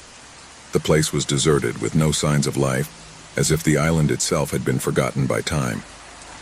But as he moved further inland, Samuel realized he wasn't alone. I could feel it. Something was watching his movements, walking among the trees and moss-covered rocks. Samuel found what looked like a cave hidden among the hills. Intrigued, he went into it. Darkness enveloped him as he advanced through the narrow passage. And then, at the bottom of the cave, he saw something that left him cold. A set of strange symbols were etched into the walls of the cave, symbols that did not belong to any known culture. They were ancient, so profoundly old that they defied human logic. As Samuel watched them, a sense of anguish came over him. He felt as if something was awakening in the depths of the island, something he had been waiting for centuries. Suddenly the cave began to tremble, and a strange vibration ran through his entire body. Samuel tried to get out, but the walls seemed to move, closing around him. It was then that he heard voices, soft at first, like a whisper in the distance. The voices grew louder, closer, until suddenly they stopped. And then he saw something he would never forget. The missing tourists, the same ones who had returned to the village, were standing in front of him, their eyes empty and their bodies motionless. They were there, but they were not the same. Something had transformed them. Something had possessed them. At that moment, Samuel understood what had happened. The island had not only been a place of isolation, it had been a point of convergence, a space where dark forces had infiltrated the human world. The people who returned were not human. They had been altered, possessed by an ancestral entity that controlled them. And that entity had been patiently waiting for his return. As the island began to crumble around him, Samuel tried to flee, but couldn't. Darkness surrounded him, and the voices of the missing were transformed into deafening screams. The cave swallowed it all, and Whitehaven Island, with all its secrets and horrors, was sealed forever. The villagers never heard of Samuel again. The returnees, if they could still be called that, continued to wander the streets, their gaze empty and their soul lost forever. And the island, with its hidden terror, continued to wait for the next victim. It was a gray afternoon when Emily, exhausted from the long journey, decided to take an alternate route on her way home. The deserted road stretched for miles, surrounded by growing darkness. There were no signs of life or other vehicles, only the roar of the wind and the distant chirping of crickets. The engine of her car echoed in the stillness of the landscape, and she took the opportunity to relax. As she drove, she began to feel a strange sensation, as if she were being watched. She shook her head and told herself that it was just tiredness. However, something was not right. His phone above the passenger seat vibrated suddenly. Emily frowned at the screen. He didn't recognize the number, but decided to answer, hoping it was an important call. "Hello, who's talking?" she said in a tired voice, trying to sound calm. At first there was no response, just the sound of heavy breathing on the other end of the line. Emily raised an eyebrow, puzzled. "Hello?" he repeated, looking at the phone with growing uneasiness. Finally, a trembling voice emerged from the darkness on the other end of the line. "Help me. Please," said the male voice, full of despair. "I'm trapped. I don't know where I am. There's something here. Something that is looking at me. He's chasing me." Emily felt a wave of discomfort run down her spine. The voice was distorted, as if the man was in a dark, terrifying place. "Who are you?" he asked, his pulse racing. Fear was beginning to creep into his voice. Before he could receive an answer, the call was abruptly cut off, leaving only the echo of the stranger's heavy breathing. Emily, her hands sweaty, looked at her phone for signs of life, but there was nothing. There were no messages, no missed call logs, just the blank screen. He stared at his phone for a few seconds, his mind racing for answers. Just a joke, he thought. It must be someone playing with me. However, a strange sensation lingered in the air. She decided to continue on her way, but she couldn't shake the feeling of being watched. Over the next few days, Emily tried to forget what happened, blaming it on the stress and fatigue of the trip. However, something inside him told him not to ignore it. She was used to being alone on her travels, but she had never felt anything so unsettling. The latent sense of danger never went away. One night, after arriving at her apartment, Emily checked her phone and saw something that left her paralyzed. A message without a sender or any information. When he opened it, he saw a recording. She played it without knowing why, as if something pushed her to do it. The audio that began to play was the same as that of the mysterious call. The same desperate voice, the same gasping breath. But what made her tremble with terror wasn't just the voice. It was the sound of a whisper filtering through the end of the recording. Something enigmatic, almost inaudible. but clearly audible to anyone paying attention. "Don't look back," the whisper said like a warning. A shiver ran through his body. Suddenly he realized that there was something much more sinister behind that call, something dark that was following her. But I couldn't let it go. I couldn't ignore it. He decided to investigate. However, I had no idea what I was about to discover. Emily began to go through her phone logs, looking for something that might lead her to understand what had happened on the road. When he accessed the call history, something strange happened. There on the list, he saw the call from the unknown number, but with a peculiar detail. The time she was received did not coincide with the time she had been behind the wheel. It was as if the call had been recorded long before she answered it. The mystery increased, but something worse awaited her.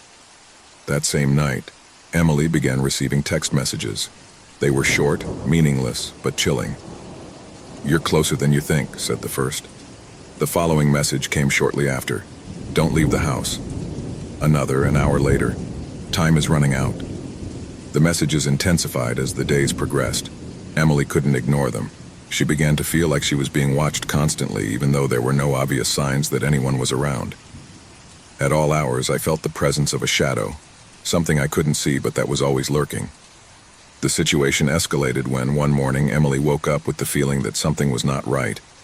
The air was dense, as if the atmosphere itself were charged with electricity.